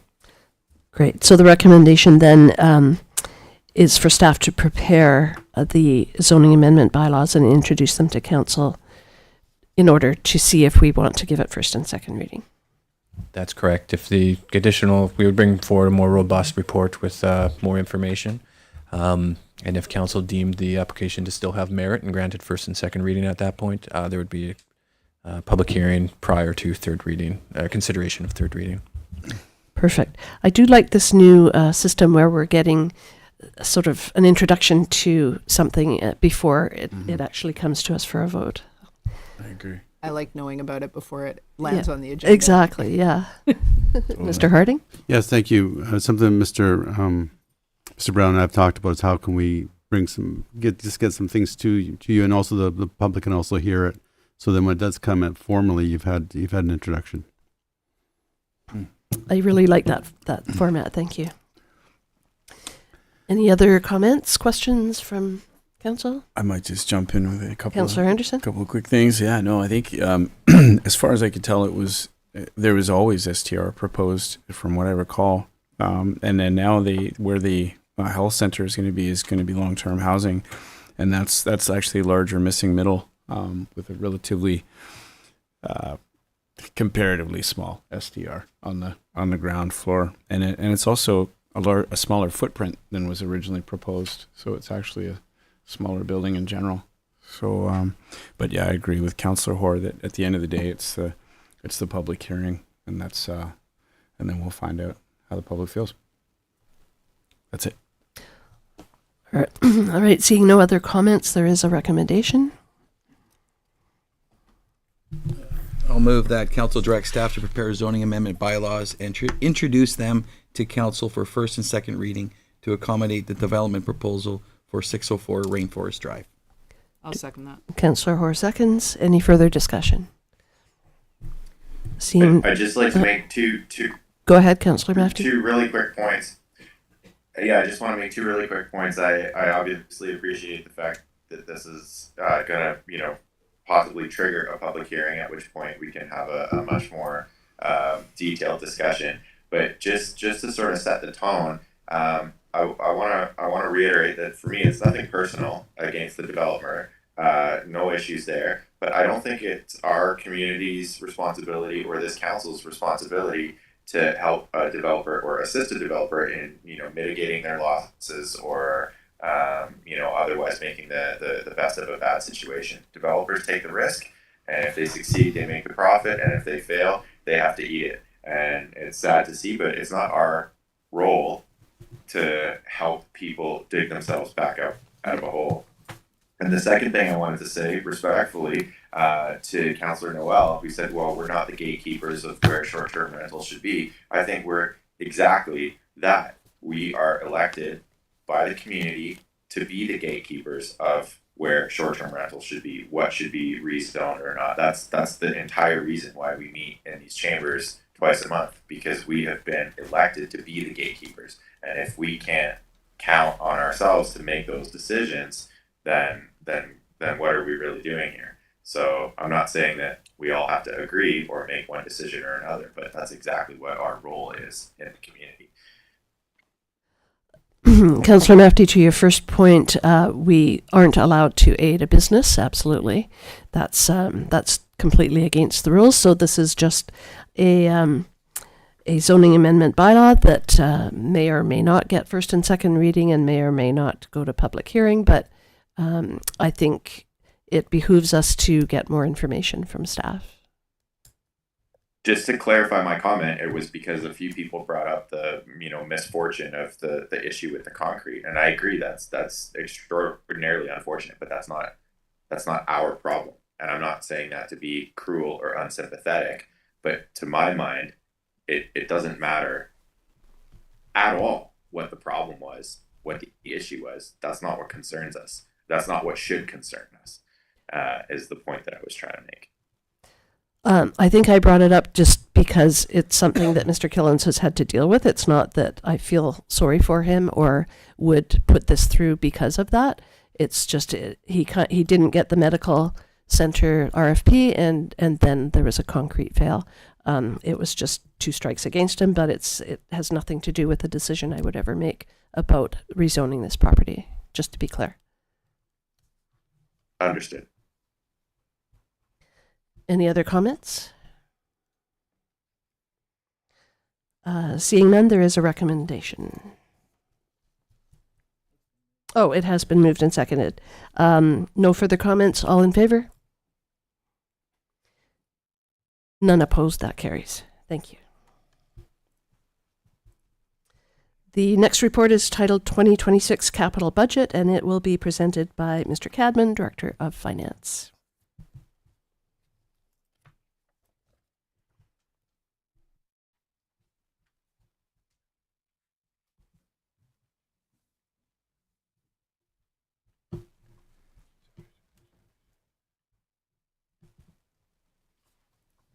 Thank you, Mayor. Okay. So yes, this is the first meeting of our budget cycle. Very exciting time for the finance department. It's our time to shine finally. So this is our first meeting. It should very much be a review of what we discussed in the workshop. It's the capital projects. There hasn't been much change since the workshop. There's a few items that I will highlight on the fleet side that were in previous capital plans that were missed and then were added back into this capital plan. When we come back in December, that'll be a much more fulsome conclusion of what our budget looks like. And then in January 26th is when we have the open house and the full budget along with property tax implications will be presented. This is basically what it is here with the agenda moving forward. So this is the November meeting with capital. December will be operational as well as a summary inclusive of capital. As we get to year end and there's transfers and things, there could be a little bit of change, which is why we have the January 26th, which will be inclusive of year end transfers, projects that didn't get finished that get rolled over, basic things. But what you see in December will be all the property tax inclusive projects finalized. If there's reserve transfers and things like that, that'll just get caught up in January, but there's no property tax implication involved with those. All right, so this is just a brief overview of the financial plan objectives. So obviously, annual tax increase is the big one that most of the community cares about, along with reviewing fees and charges to make sure that we keep pace. The mayor, you already made the comment about our DCC bylaw being quite old, so that is definitely something that is on our docket. DCCs are getting looked at. We also need to look at utility rates and other things. This is to make sure that we aren't just putting everything on property taxes, and we're trying to make sure that the users pay for the services that they use. Also looking at alternative revenue sources. That was a big thing that we've already discussed this year. Looking at economic development just to make sure that we're doing the best to bring in industry and other sources of revenue so we're not fully relying on property taxes. And then cost recovery, just making sure when we do developments that we're actually taking in the revenue that we should be, as opposed to having other people pay for projects that they shouldn't be. So this is all things that finance is looking at and will really get brought forward in 2026 with some big changes. So that'll be coming. So the next thing to look at is the reserve funds. Reserve funds are very interesting, and I think the way that we've been budgeting them in the past is to use them for a lot of small projects. I think best practice is to build it into our long-term capital plan. That way we can save and invest funds in a more efficient manner. Currently, we're investing very much on a one-year basis, which is inefficient for interest purposes.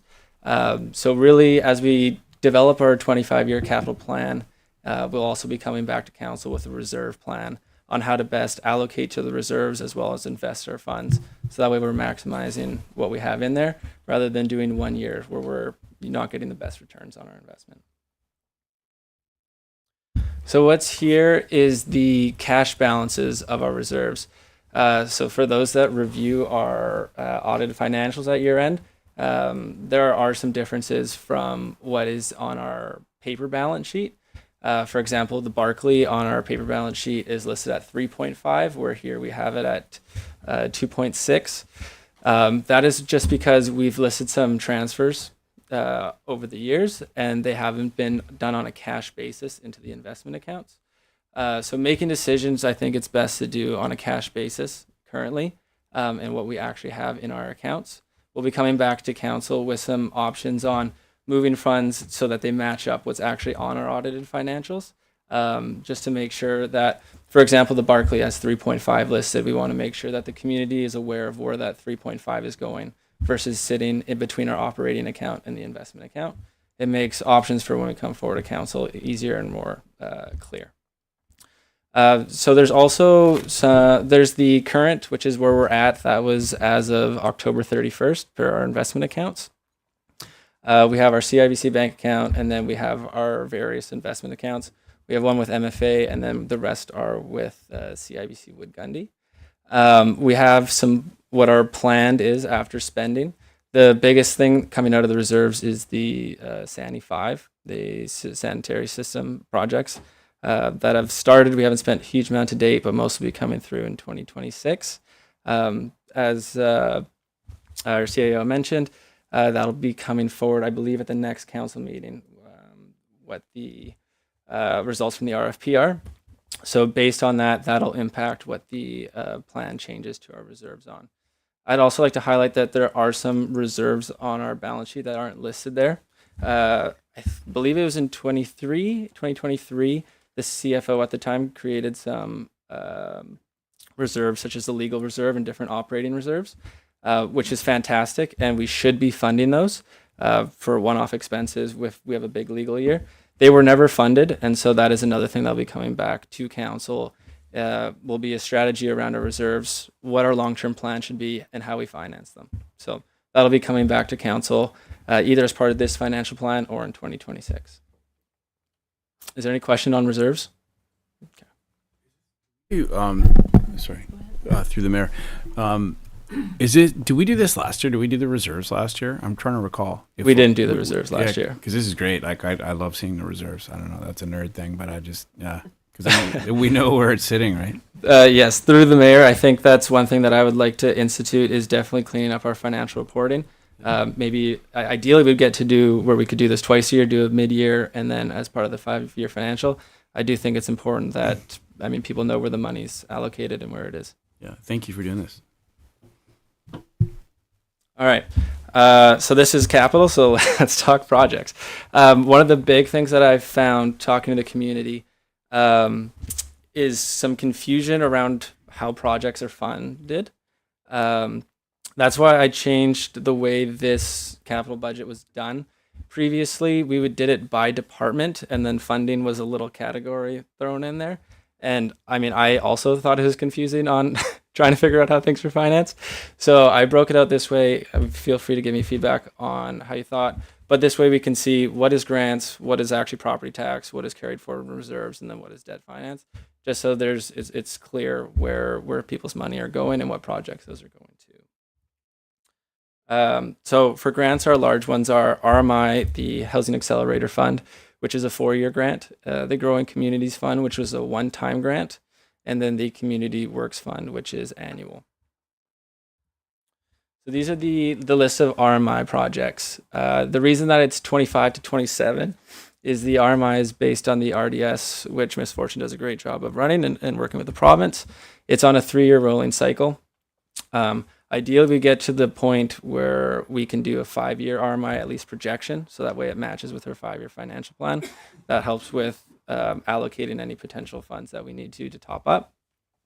The reason that 25 is on there is because there's a few projects that haven't completed yet, so those might roll forward to 2026. That way, if there are any projects that roll forward, council and the communities have a chance to see them.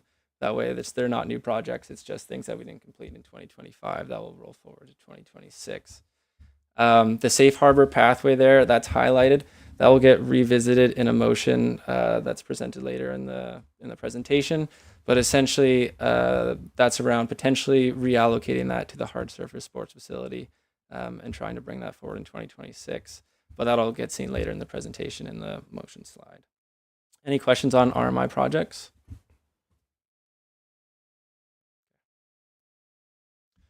All right, so this is the Housing Accelerator Fund. This has been extremely timely for, from what I've been here in the last year and a half, I've seen some of the issues that the community has faced.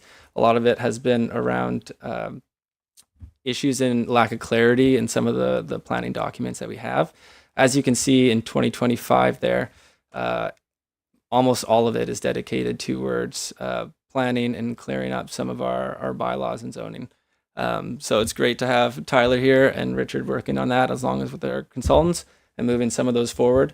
That might also change, as we're not sure how many of those will complete in 2025, and so there might be some carry forward to 2026, depending on which of those projects we get done. I'd also like to highlight the Emergency Services Master Plan. So that is essentially around building on top of the fire that we're currently doing around the fire hall replacement, as well as looking at overall emergency services, coming up with a long-term capital plan around what does it look like, what does a strategy look like, and what needs to come. So that'll be great to see as we combine our different capital plans together to come up with a long-term strategy. The other item to note is the storm drain tie-in for $570,000. That is going out for review, I believe. I believe we have to have that done. It'll be coming through in January or February of next year.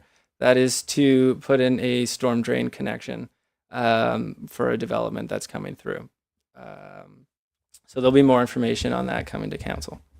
And then the only item on 2027 will be potentially putting money towards a duplicate reservoir.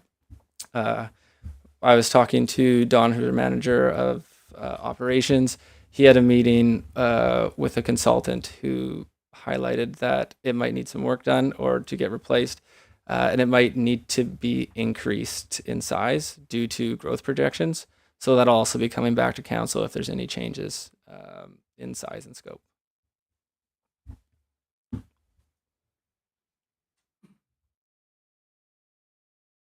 Okay. Onto the property tax funded projects. So this is what's currently on the docket. There has been 2 changes, which I would like to highlight from the workshop. The Public Works Manager vehicle and the secondary dump truck. And those were on previous capital plans. That was my mistake, and I left them off the workshop. I've added back to this presentation. The mini pumper and the Edna Park playground, those are highlighted. They were previously allocated in 2026.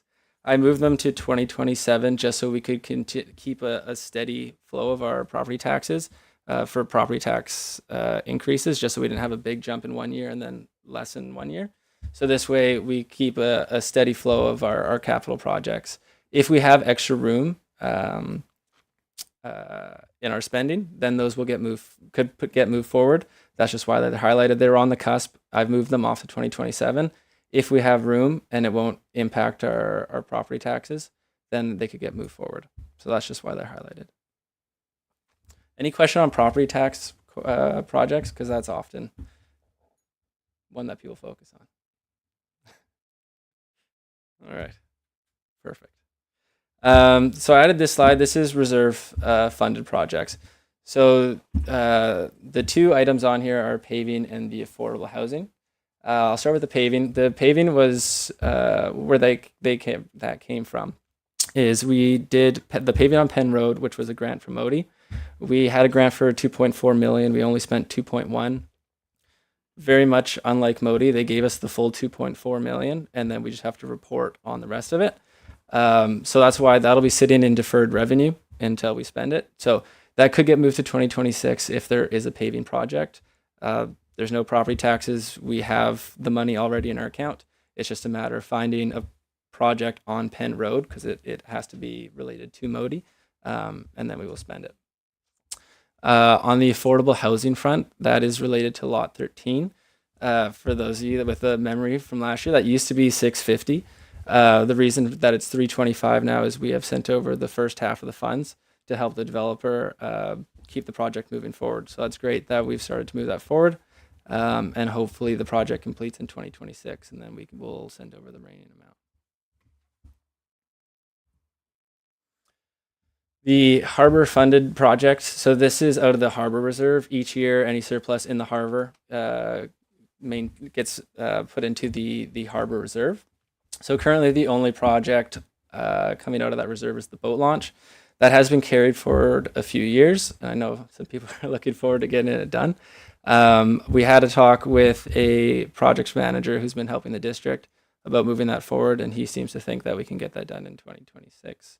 So it'd be great to move that forward. I know the guys I golf with are always bugging me about when we're gonna get that done. So it'd be great to see that move forward. Okay, so here we move into our utilities. This has been a big topic for the community. That's why we've done the 2 big increases in the last 2 years was to find money for the water and sewer projects. So Coors has done a capital plan for the district, which is where the projects up there have come from. So there's the first ones I would like to discuss are the Sani 5, which is really should be the Sani 12. The first 5 projects is the $5 million, 2 which was supposed to be spent in 2025. We haven't spent that much, so the 2026 will end up being closer to the full 5 million. And then in 27 and 28, we have the 4 and 5 million respectively. That is what we applied to the Strategic Priorities Fund to help finance and bring forward. I reached out to the funders and they said that we will find out in spring of next year the result of that application. So I really hope that we get it and then that will be fully grant funded. If we're not successful, then we might have to relook at how we finance those projects. Also looking at the Coors report, the projects that come behind it are more of a long-term nature.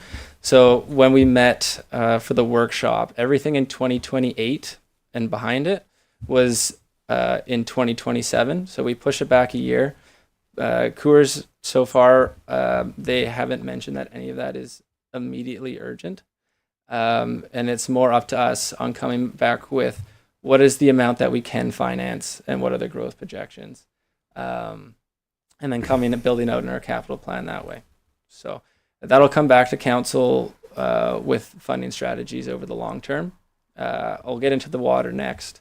Coors has submitted a plan to do our water capital plan, similar to what we did with sewer, where we find out what's actually needs to get done. So we will coming back to council probably next year with a long-term capital plan that mixes the infrastructure for both water and sewer.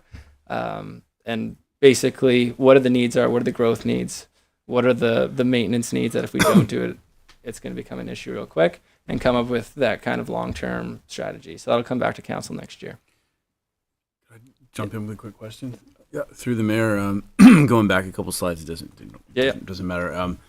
The paving that was about 300,000. Yeah. Was that part of it? So Modi let us keep that. Is that correct? And was that part of like some extra left over because there might be things that needed to get fixed or changes? I remember there was like a contingency or like fund. Is that what that is? Or yeah, so when the contract was negotiated, it was interesting. So Modi is technically supposed to take care of that section of the highway.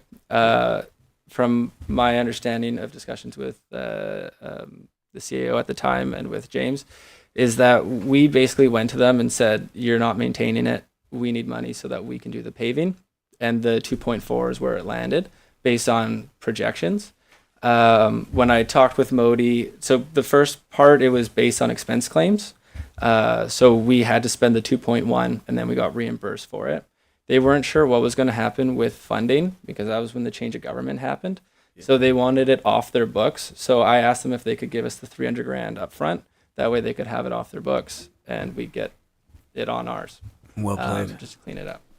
Well done. So yeah, that's great. It'd be nice to address our friend at Howlers because I don't know if they've been placated yet, and I know our CAO was having a chat with them. But yeah, that would be nice. It's nice to know that there is some funds out there to make some changes if we need to. But it has to be done on Peninsula, from what I understand. Yes. Yeah. Yeah, that's on Peninsula. Yeah. Does it have to be on the chunk of peninsula that is controlled by Modi? It should be. Okay, so I never asked that question. Don't poke the bear. Yeah. Okay. Any questions on sewer?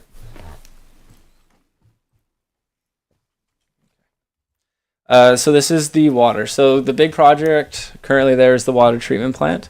I think we've spent around $2.5 million to date on the water treatment plant. We have the $7 million grant, and then we have the $7 million in debt. The plan is to be able to cash flow as much of the project as we can without dipping into short-term financing. We have the short-term financing set up. Obviously, you have to pay interest on it. So my goal for the year is to try and pull funds from as much places as possible to minimize the amount of short-term financing that we have to take on. So between the water claims and the sewer projects, between cash flow management, effective claim strategies, is to try and minimize our short-term debt as much as possible on that. This will also change their list of schedules or projects. once Coeur is able to do their capital plan, I imagine that this will start to look a lot more like the sewer with listed projects. All right, so into debt, just because I think it's a very important piece of the puzzle when it comes to our capital plan. There's the short-term debt, which I have mentioned, which is up to 5 years. The current rate is 3%, so it's come down a little bit after the Feds lowered the interest rate. On the long-term debt, which is what we lock in for, so if we do for example, for the water treatment plant, we're going to lock in for likely 25 years, but they do it in the first set will be 10 and then 5 years after that. So there hasn't been any change to the 5-year rate or to the 10-year rate. But the 15 and then 20 to 30 have both come down a little bit. So that means that the rate that we will effectively lock in for hasn't decreased, but it means MFA's long-term projections of what we would be paying has decreased a little bit. But what we actually lock in for will remain the same. I'm not sure if there's any questions on that. We covered it quite significantly in the workshop, and we'll cover it a bit more in the future slides. So this is the current debt that we have as per the province. So we have the fire truck, which we purchased, I believe it was a 15-year loan, so that would have been 2017. So that expires in 2032. That will probably get brought forward to council. So the way MFA works is when it comes time to renew, the MFA doesn't like it, but for small amounts you can negotiate to buy out your debt. So for such a small amount, if we can afford it, and depending on what the interest rate is at the time, it might make sense to buy it out, save on the interest, and then just use that interest that we would have paid over the 5 years to go into further capital projects. The UCC, which we're carrying $1 million on, expires in 2036. That will also renew in 2027. One note to make on that is that our last when we last locked in was in 2022 at a fantastic interest rate of 1.47. And so when we renew, it's going to be likely over 3. So the interest on that will go up. So that's something to be aware of. And then on the water treatment plant, because we're approved for $13 million, that's what the province has on its books. Even though we haven't taken it, it still affects our debt servicing amounts. Once our project's done, since it's looking like we're only going to use 7, once we move to long-term, we'll do a bylaw that basically says no further borrowing, and then it'll be reduced to actually what we took on. Okay. So this is a schedule of our debt payments, the fire truck, the UCC, and then I put $200,000 in for short-term borrowing just to be safe for the water treatment plant. It'll be my goal to minimize this as much as possible through the cash flow management, but just because we have multiple projects on the go, I think it's important to have that in there just in case. If it does go under, like it's my goal, then we can repurpose that funds or put it to future debt. As you can see, the fire truck and the UCC are both forecasted to go up in 2027. That's because we'll be locking in at the new higher rates. This is just a slide for people that are curious on the debt servicing and how it's calculated, since it is so much different than what you see in the private sector. Basically, on accepted revenues, there's a 25% of those is your overall servicing limit. And then you reduce what the actual debt is, and then what that estimated cost of an issued debt is that $13 million that we have for the water treatment plant. Based on interest rates and our unissued debt, that also affects your liability servicing, which gives us what we have left in capacity, which is roughly $15 million at the current rates if you assume a 25-year, which is pretty healthy considering what we're spending in capital right now. I mean, if we were to build a whole new water treatment plant from scratch, it would basically cover that. So, and then once we borrow what we actually do for the water treatment plant, that'll go up to around 20 million once we get that extra funds back. This is I think it's an interesting slide, and I think it's an important slide when we're talking about projects and debt. For 1% increase in property tax at the current level, it's roughly $60,000 in additional revenue. For every $1 million of debt at current rates, it's roughly $63,000. So whenever we talk about taking on a new project and what that means for debt, for every $1 million, we're looking at a 1% increase. Obviously, we can use some reserves to help with that, but I think that's important when we're looking at long-term financial feasibility of bringing on projects like the fire hall. Is what does that actually mean, and where is that money going to come from? So on other large projects, we have the fire hall for $10 million, and with inflation, that could be more. That was when we last looked. We had the feasibility study coming. I think that should conclude in 2026. So that should give us some updated costing. I think that'll have to be something that as we develop our 25-year capital plan, that'll be a strategy that if it's still one of council's priorities, we have to figure out how we fund it.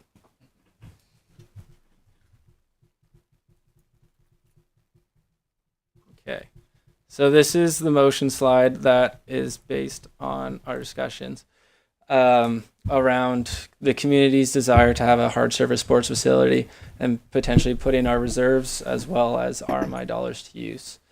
The plan would be, if council puts the motion forward, would be to reallocate the $432,000 currently set aside for the safe harbor pathway in RMI dollars.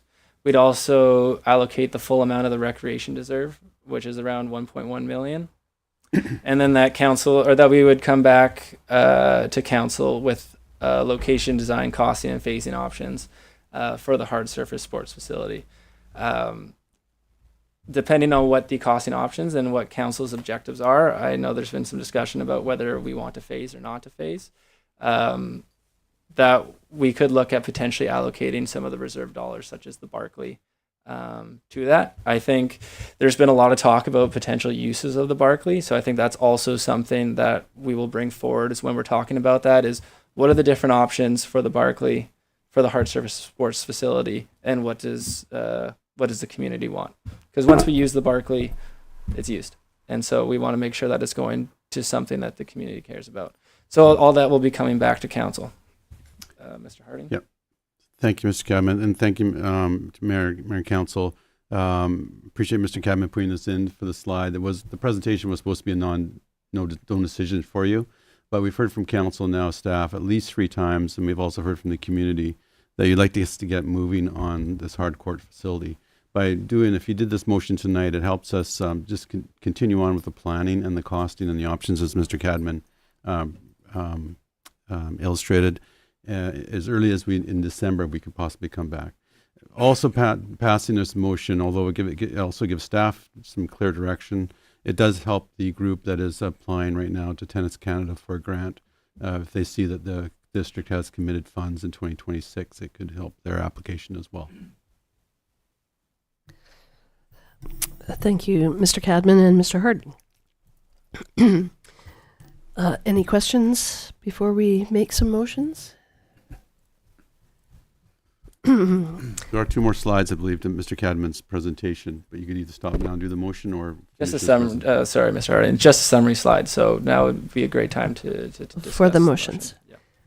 Okay, well, I'll start us off. I'll move that council direct staff to reallocate the $432,002 currently set aside for the safe harbor pathway to the development of a hard surface sports facility subject to approval from the province, and that these can be done together, correct? Yes.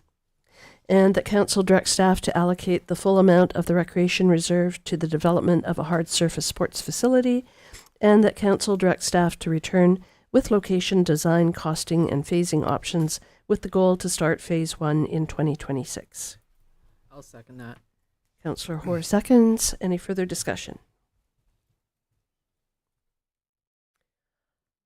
I can't see Councillor Mafty. He's stationary. Okay. So seeing no further discussion, all in favor? None opposed? That carries. Councillor Mafty, you were in favor, correct? There's just a delay. Yeah, sorry, I can see myself on the side of the screen here, but I can't tell if I show up on the large screen, but I can see my camera and I am in favor. Okay, perfect. Thank you. So that passes. Perfect. I didn't tab through. So at the bottom there, which I just added, so with the current recreation reserve, and the safe harbor pathway dollars. That gets us to just under 1.6 to start. Great. I look forward to the next report. Okay. So next steps. So we're in the process of finalizing the operating plans. So that'll be coming to council at the December meeting. It'll be a much more inclusive presentation of the budget to date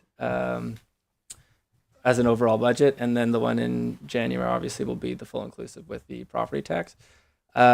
Strategic next steps for 2026 as it relates to capital will be getting the capital plans in place and coming back to council with an updated 25-year capital plan, at least with what we have done at the time, as well as financing strategies. We're reviewing utility rates, which will be timely, considering we have the water treatment plant coming on, as well as to how that can help fund the water and sewer infrastructure. And then, as it says on there, the 20-year capital plan. So next year will be a very intensive capital year, both in construction and planning. But I think there's a lot of potential in the district, and we have some great people working on great things to move these things forward. So I'm excited for it. Thank you. Definitely. Thank you. And so it's January. That's the open house, and that's the opportunity for the public to see what's happening. That is correct. Yeah, they can come and bug me all they like. Perfect. All right. Thank you for your presentation. Thank you, Mayor. Yeah, we can do a 5-minute break, 6:07. So come back at 6:12. Okay. I was holding in a pee too, so this is great. Oh, my mic's on. Yes, it is.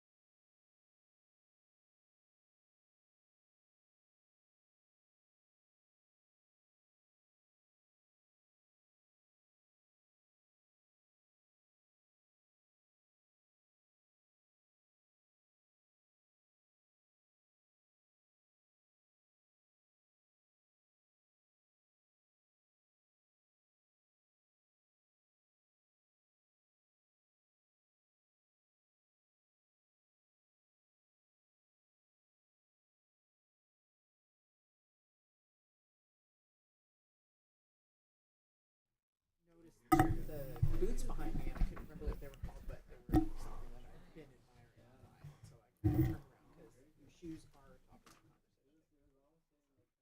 He and I ended up this is a long line. We had a conversation for quite some time. Okay, we will resume at 6:14.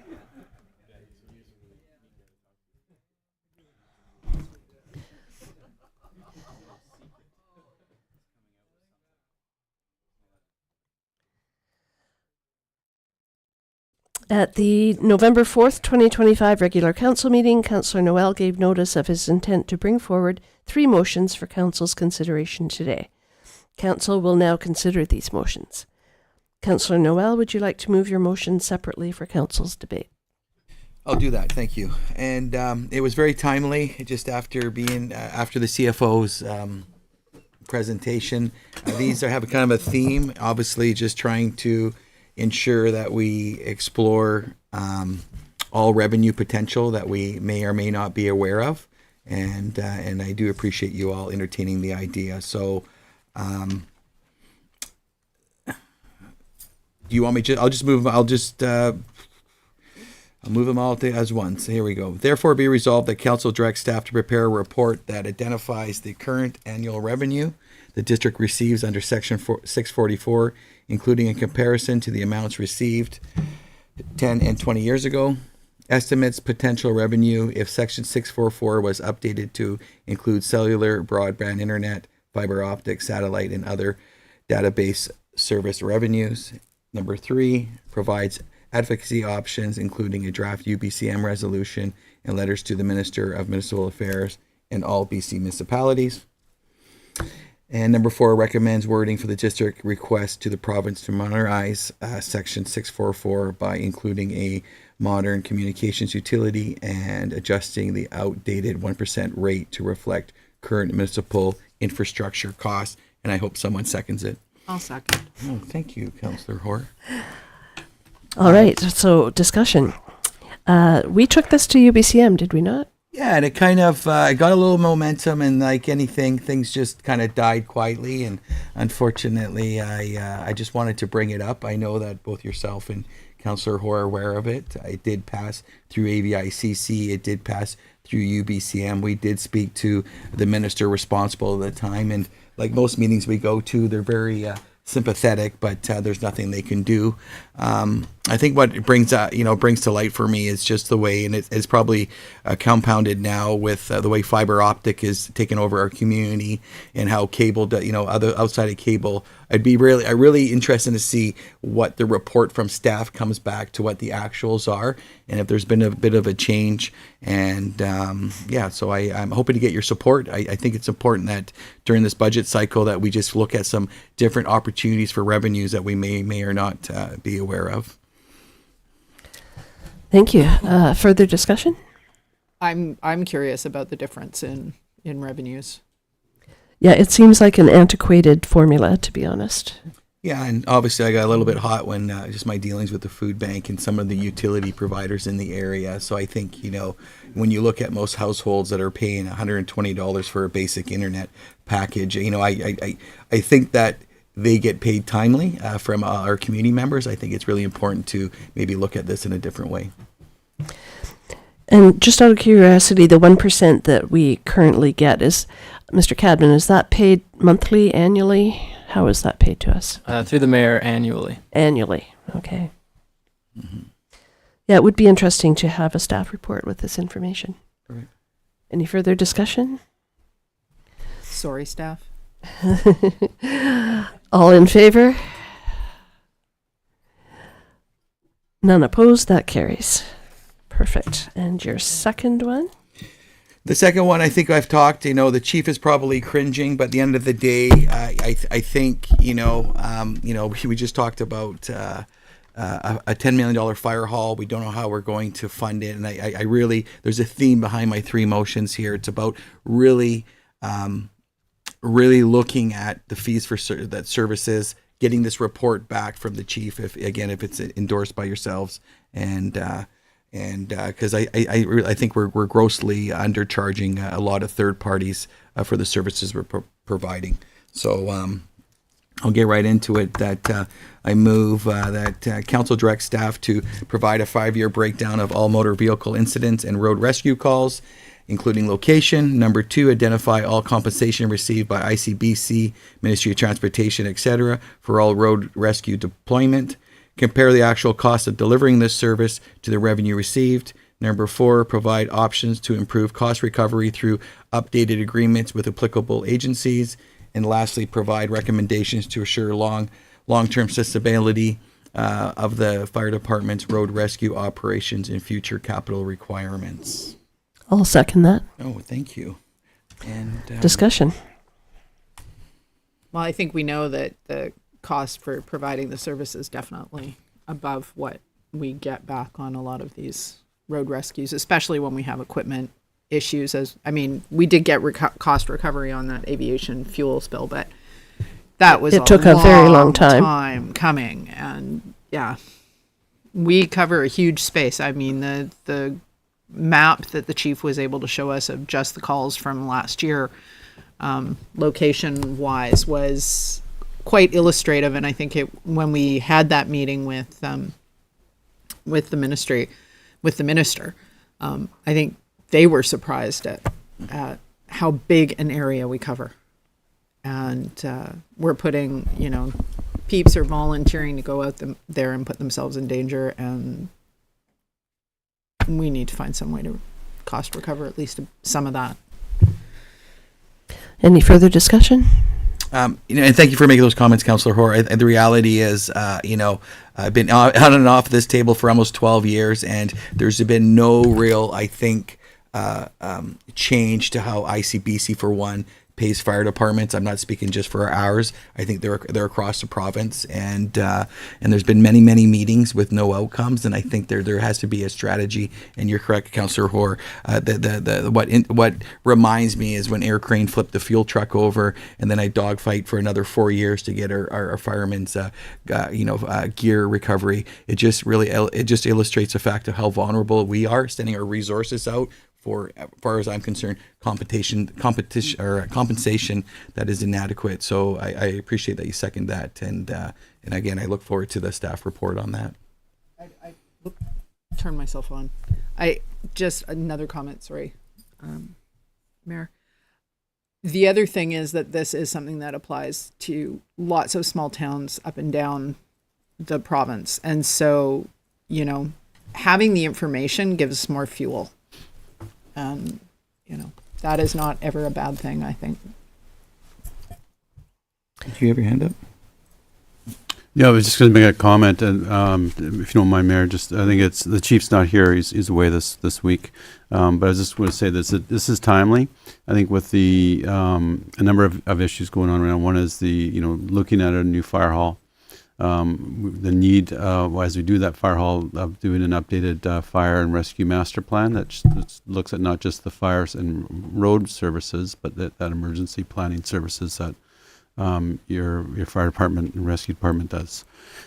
Further, we're also updating our need to update and approve our ACRD fire service agreements, as well as our working with the First Nations and some of the fire services that we do with that. So I think it's timely that we look at not just what we're doing with road rescues, but how the district is providing this service throughout the ACRD.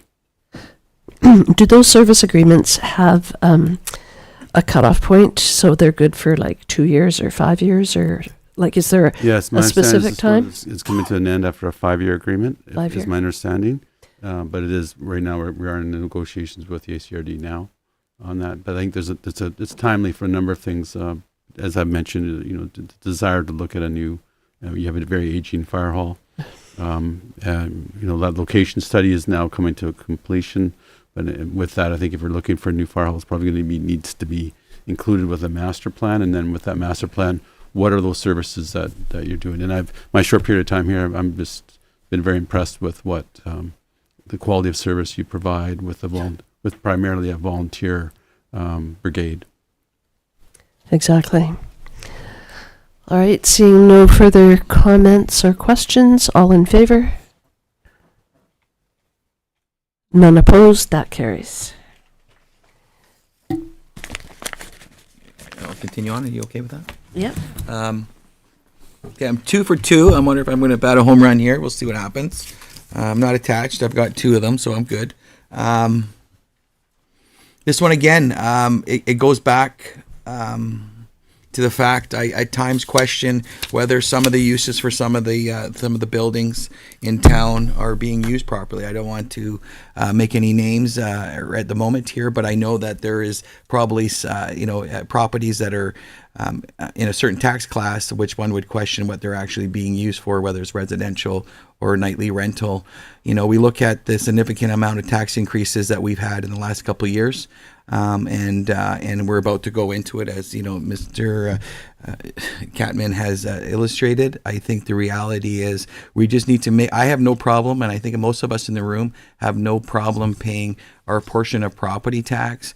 But I find it troubling if there's groups or properties that are on the ridge, or they're playing the little game, how they fill out the form, how many times they're at the property. I think it's no longer a joke anymore. I think we need to get a bit more serious. Again, I go back to the last 12 years with BC Assessment. I don't think they're much help for us. They shrug their shoulders, they do their little presentation, but they're sympathetic to our problems because every municipality is saying the same thing. So I think it's another opportunity for, unfortunately, for staff's going to have to put a bit of work into it, and hopefully we don't have to okay too much overtime for you. But the strategy behind this is just making sure that we have everyone paying what they need to pay, and then it makes it just equal on the tax burden. So upon that, I would move that council direct staff to prepare a report that identifies properties where actual use appears inconsistent with the BC assessment classification, quantifies the estimated taxation impact that has on property owners, outlines the tools available to the district to pursue fairness while recognizing the limitations of relying solely on BC assessment, and lastly, provides options for council-led action to challenge the status quo and support fair and equitable taxation as we enter budget season. I'll second. Councillor Hoare seconds. All right, discussion. I think BC Assessment is going to hamstring this a little bit, but it doesn't hurt to get some information for sure. Well, yeah, we've certainly talked about properties that, are built out but still being assessed as under construction, or, there's a lot of lag in the assessments, as well as the ones that are performing more as commercial but being taxed as residential. And Councillor Noel, would you... Sense. Go ahead, Councillor Mafty. Sorry. I think if nothing else, this sends a message that this is, on the radar and something that we consider a priority in the community to just set the record straight and understand what's going on. Because I agree that if we're waiting for BC Assessment to sort this out for us, we're going to keep waiting until the end of time. And it is frustrating. Taxes are going up. We debate all the time about how sustainable that is, the impact that it has on people. I think the first thing we need to do is put our money where our mouth is and make sure that everyone is actually paying the fair tax rate, because that could have an implication later on down the road. Maybe we don't need to hit people as hard if everyone's actually paying a fair share. Thank you, Councillor Mafty. I'm just wondering if we as council could help staff with some of this, as far as pointing them in the right direction for some particular units that we know are maybe needing a reassessment. Your Worship, if I could, I think I was just going to mention that just given the complexity of the motion and some of the moving parts within it, let staff have a little bit of chance to maybe come back to you with some methodology and maybe some questions for clarification of scope, because this could be a bit of a scope creep also on this kind of a project. So let us kind of put our heads together and then come back to you with a bit of proposed methodology and scope of what this could look like. That makes perfect sense. I just don't want staff to be spinning their wheels when just asking us a few questions would help answer those questions. Further discussion?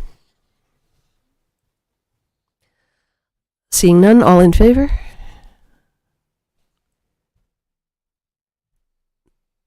None opposed? That carries. Are you playing for the Blue Jays? You know, that home run?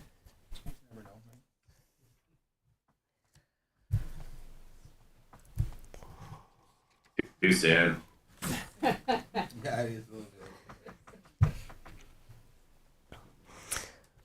All right, notice of motion. Would anyone like to make a notice of motion? I have one that I would like to make. Your worship, my understanding is that you have one and Councillor Anderson has one. So Okay. if we'd like, lead services can put your motion up on the screen if that helps you. Sure.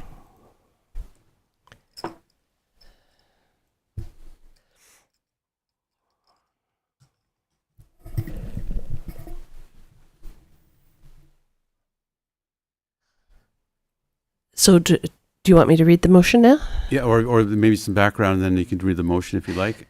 I know it does fit within some of the work that we are proposing, and so I think that's timely. Yeah, this is kind of a straggler from that bylaw 1310 cleanup that we did a few years back, when the province decided that there would be no more grandfathering in. So we cleaned up some of those portions of the B&B bylaw that said that you had to walk in the front door of the person's home and so on and so forth.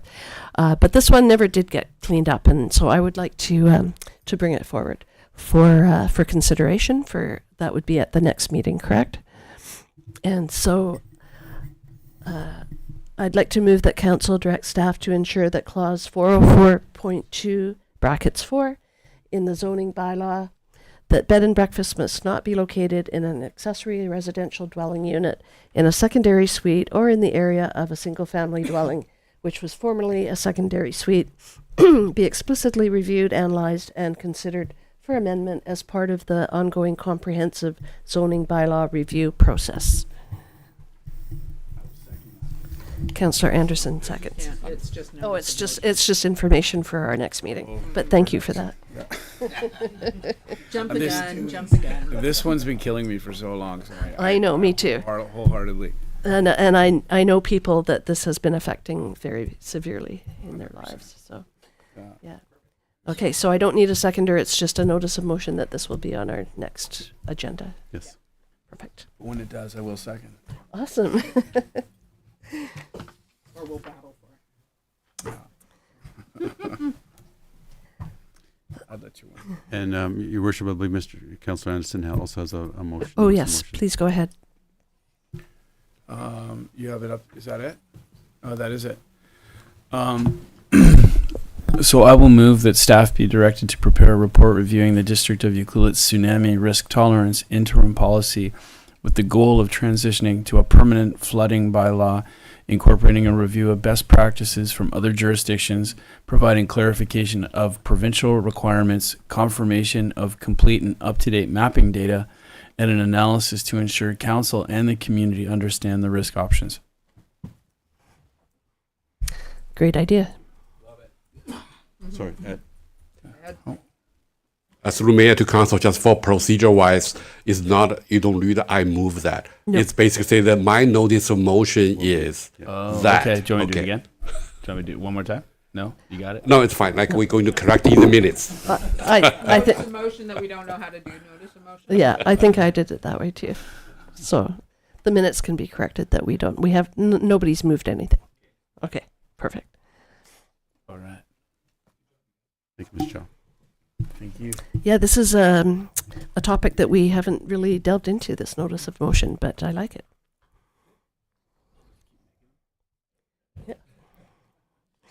Well, worship, Just throw it out there. well, All worship, if I could just comment on that, it's this is good governance in sense of if as councillors you bring, this is why you're elected, you can bring things forward. And it's just always good to get your fellow councillors some notice that you're bringing it forward. It creates extra work for staff, obviously, but Poor Tyler's back there. Well, Bring him on. yeah, if I could again, it does and it doesn't. These are both of those, and I think with Councillor Noel's also, there are things that we are currently working on. I think this provides staff some more clear direction on some items. Thank Perfect. Okay. Moving on, there is no correspondence, there's no information items, mayor's announcements, and council committee reports. I don't have any announcements. Midnight Madness is Friday, the 28th?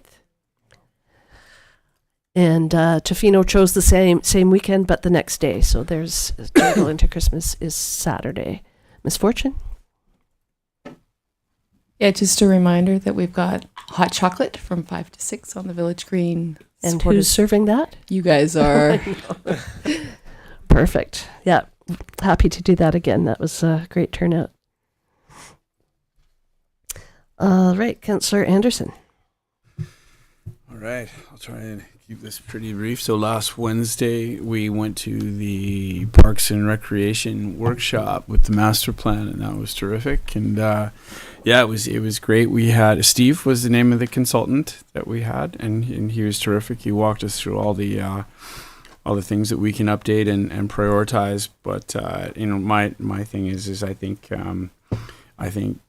Abby and the crew are doing a fantastic job as it is, and it's all just sort of gravy on top of the icing at this point. So we had some good things that we could move forward there. That sounds awful. Gravy on top of the icing. I was going to say, I don't want gravy on my icing. You don't knock it till you try it. So that was terrific, and we got to see and you know what Parks and Rec is up to, and the direction that we're going to be heading. Later on that day at 1, I had a meeting with a company called Seabrick, with Corey Rich, the Economic Development Officer for the Ukulithot for the YFN, and that was really interesting. It's a company that wants to partner with the municipality and the nation to use fibers from seaweed to create blocks for floating docks and potentially other building structures like ICF forms.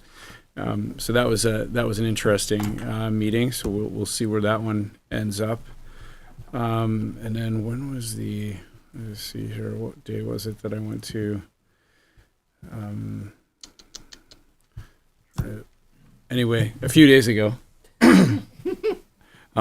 You sent me to, you were able to set this up for me to go.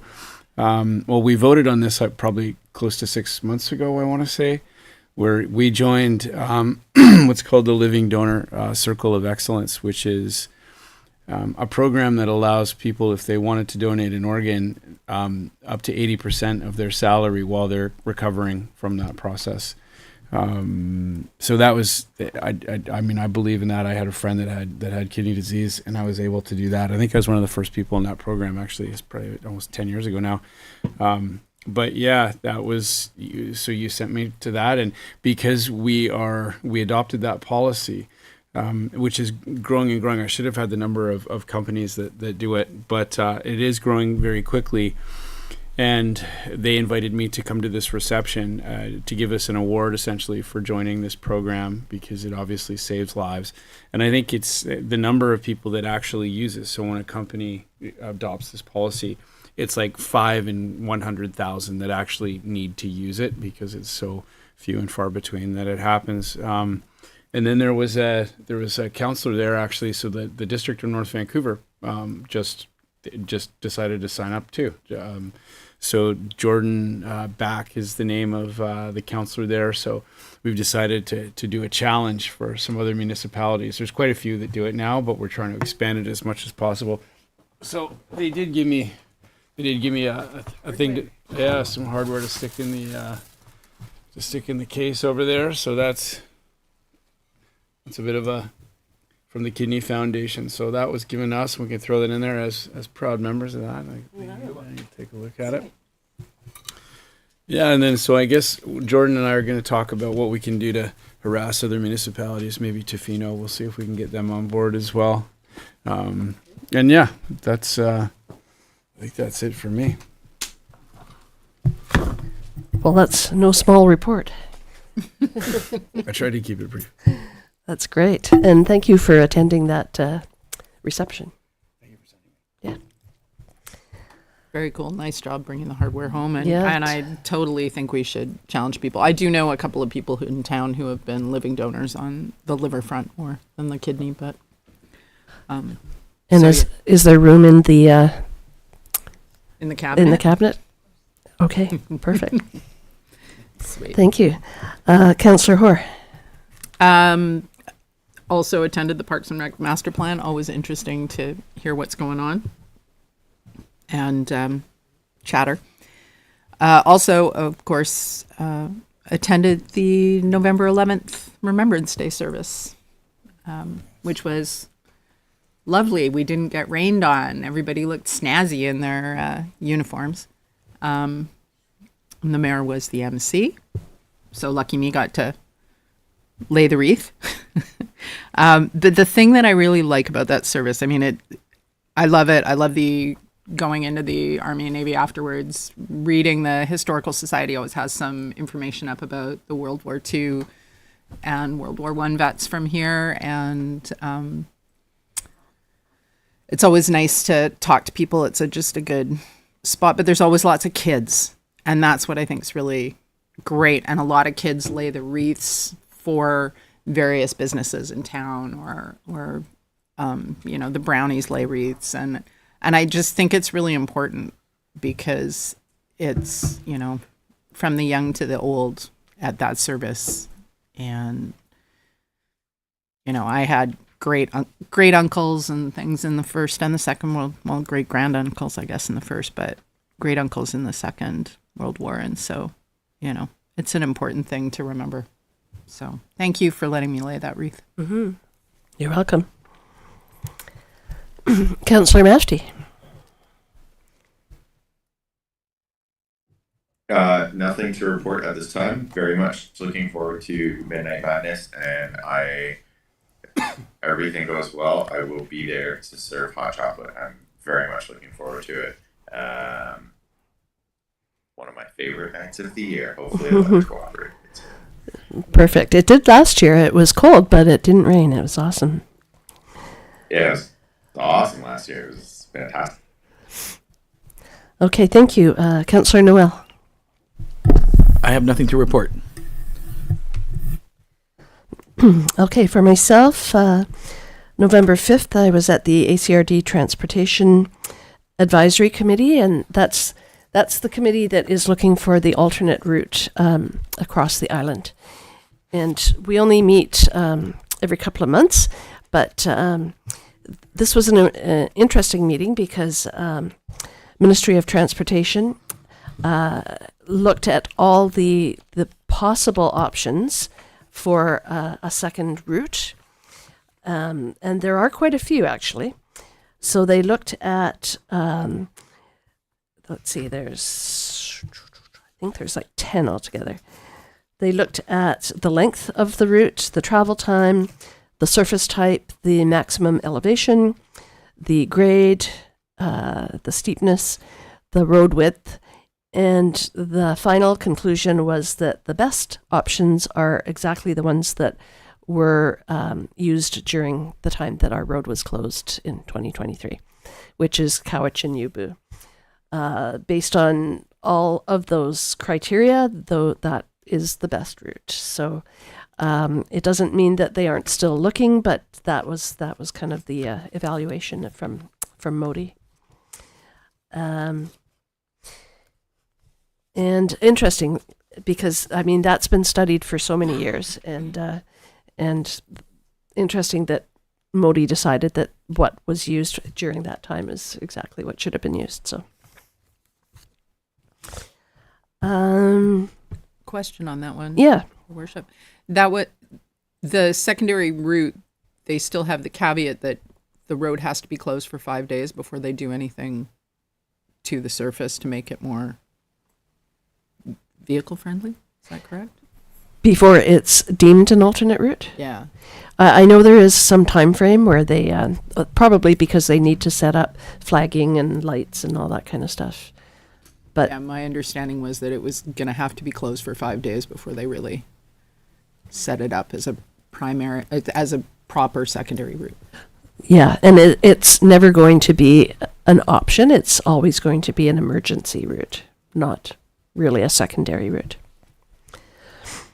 November 7th, I attended the Island Coast Economic Trust meeting, And we only meet 3 times a year, so it's always a really engaging meeting.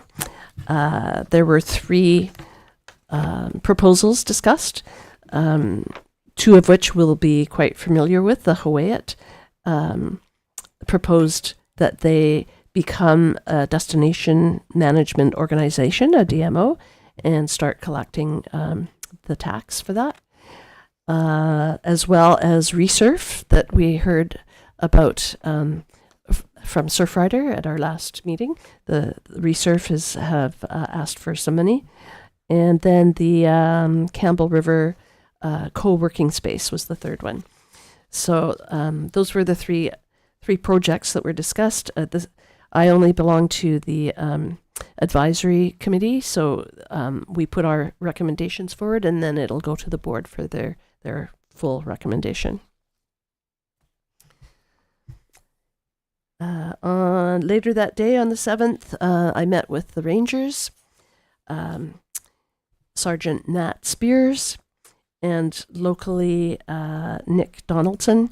And they provided me with a flowchart of what happens should there be an emergency, because basically the Rangers become the Army if there is an emergency or a natural disaster. So the flowchart I'll have to keep handy, I suppose, just so I know what they're going to do. Question, Your Worship. It was one of the Rangers that was bagpiping at the service. It was yeah. So at the end of that meeting, I said, "Are you guys going to be in the parade?" And Nick Donaldson led the parade, but they also, one of the Rangers is in Campbell River. Nanoose, sorry. Gary Azawa, and he played both the bagpipes and the bugle. Yeah, so that was Bronwyn was totally thrilled to have a bagpiper. And then, of course, on the 11th was Remembrance Day. It was a lovely service. Didn't rain. The sun actually came out around noon, and the lunch was lovely as always. I think 3 local restaurants participated in that. Graywell Deli, Yayu, and Blackrock. And Heartwood. Heartwood, I think, supplied some things, but yeah. And then on the 12th, Parks and Rec Master Plan has been discussed. Later on the 12th, I went to the ACRD board meeting. There was an election for the chairperson, which was again John Jack, and the election of the vice chairperson, which was again Deb Haggard. And most of it was pretty Port Alberni centric, so nothing really West Coast to report on. On the 13th, I met with the president of the Chamber of Commerce and Mr. Cadman to talk about economic development. So that was a good meeting. On the 13th, I met on Zoom with the Acoustics team, which was always nice to catch up with them. And then from the 14th to the 16th, I was at the Tourism Ucluelet annual board retreat. Normally we go to Tofino, to Pacific Sands, but this year we decided to go to Bamfield because they hurt really bad this year between the fire and the road closure and everything. So we thought we'd give them a little love this year. So we all went to Bamfield and had a good socializing time, but a good retreat as far as brainstorming and looking at things that the committee the board can do going forward. And I came back with a Bamfield bug, which is why my voice is kind of cracky. And and then a really interesting one just earlier today, from 1 till 2:30, Gord Johns arranged a Zoom session called May These Gates Never Be Closed. And that comes from the inscription inside Peace Arch. And so it was a cross-border discussion, a virtual roundtable. So there were mayors from our side of the border, but there were also mayors from south of the border. And he co-chaired it with United States Federal Representative Emily Randall. And it was just a good discussion about how affected they are as well as we are. The Coho ferry, for example, that goes from Victoria to Port Angeles, they were hit really hard during COVID and had to be kind of brought up out of the red there. And now this situation with the U.S. government is not helping because they've lost a ton of Canadian visitors and travelers. So hopefully they can do some advertising campaign or something saying, we're open for Canadians, please come. The World Cup was discussed. It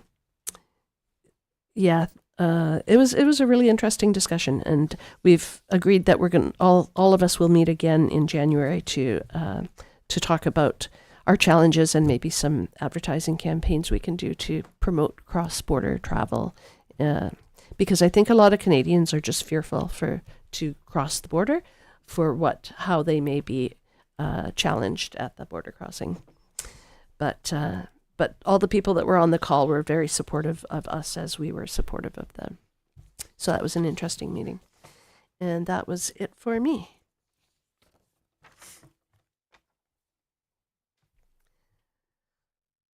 All right, we're now moving on to question period. This is an opportunity for the public to ask questions and comment on matters within Council's jurisdiction. Representations about bylaws that Council is prohibited from holding a public hearing on or bylaws that were subject to a public hearing are not permitted at this time. There are probably no audience members that wish to address Council. Are there any members of the public attending by Zoom or telephone that wish to address Council? There are not, Mayor. And has anybody responded to input or community input to our email? No, Mayor McEwen. Okay, then I will move that the November 18th, 2025 regular council meeting be closed to the public pursuant to the following section of the Community Charter. 90(1) negotiations and related discussions respecting the proposed provision of a municipal service that are at their preliminary stages and that, in the view of the council, could reasonably be expected to harm the interests of the municipality if they were held in public. I'll second. Councillor Hoare seconds. All in favor? None opposed. That carries at 6:51.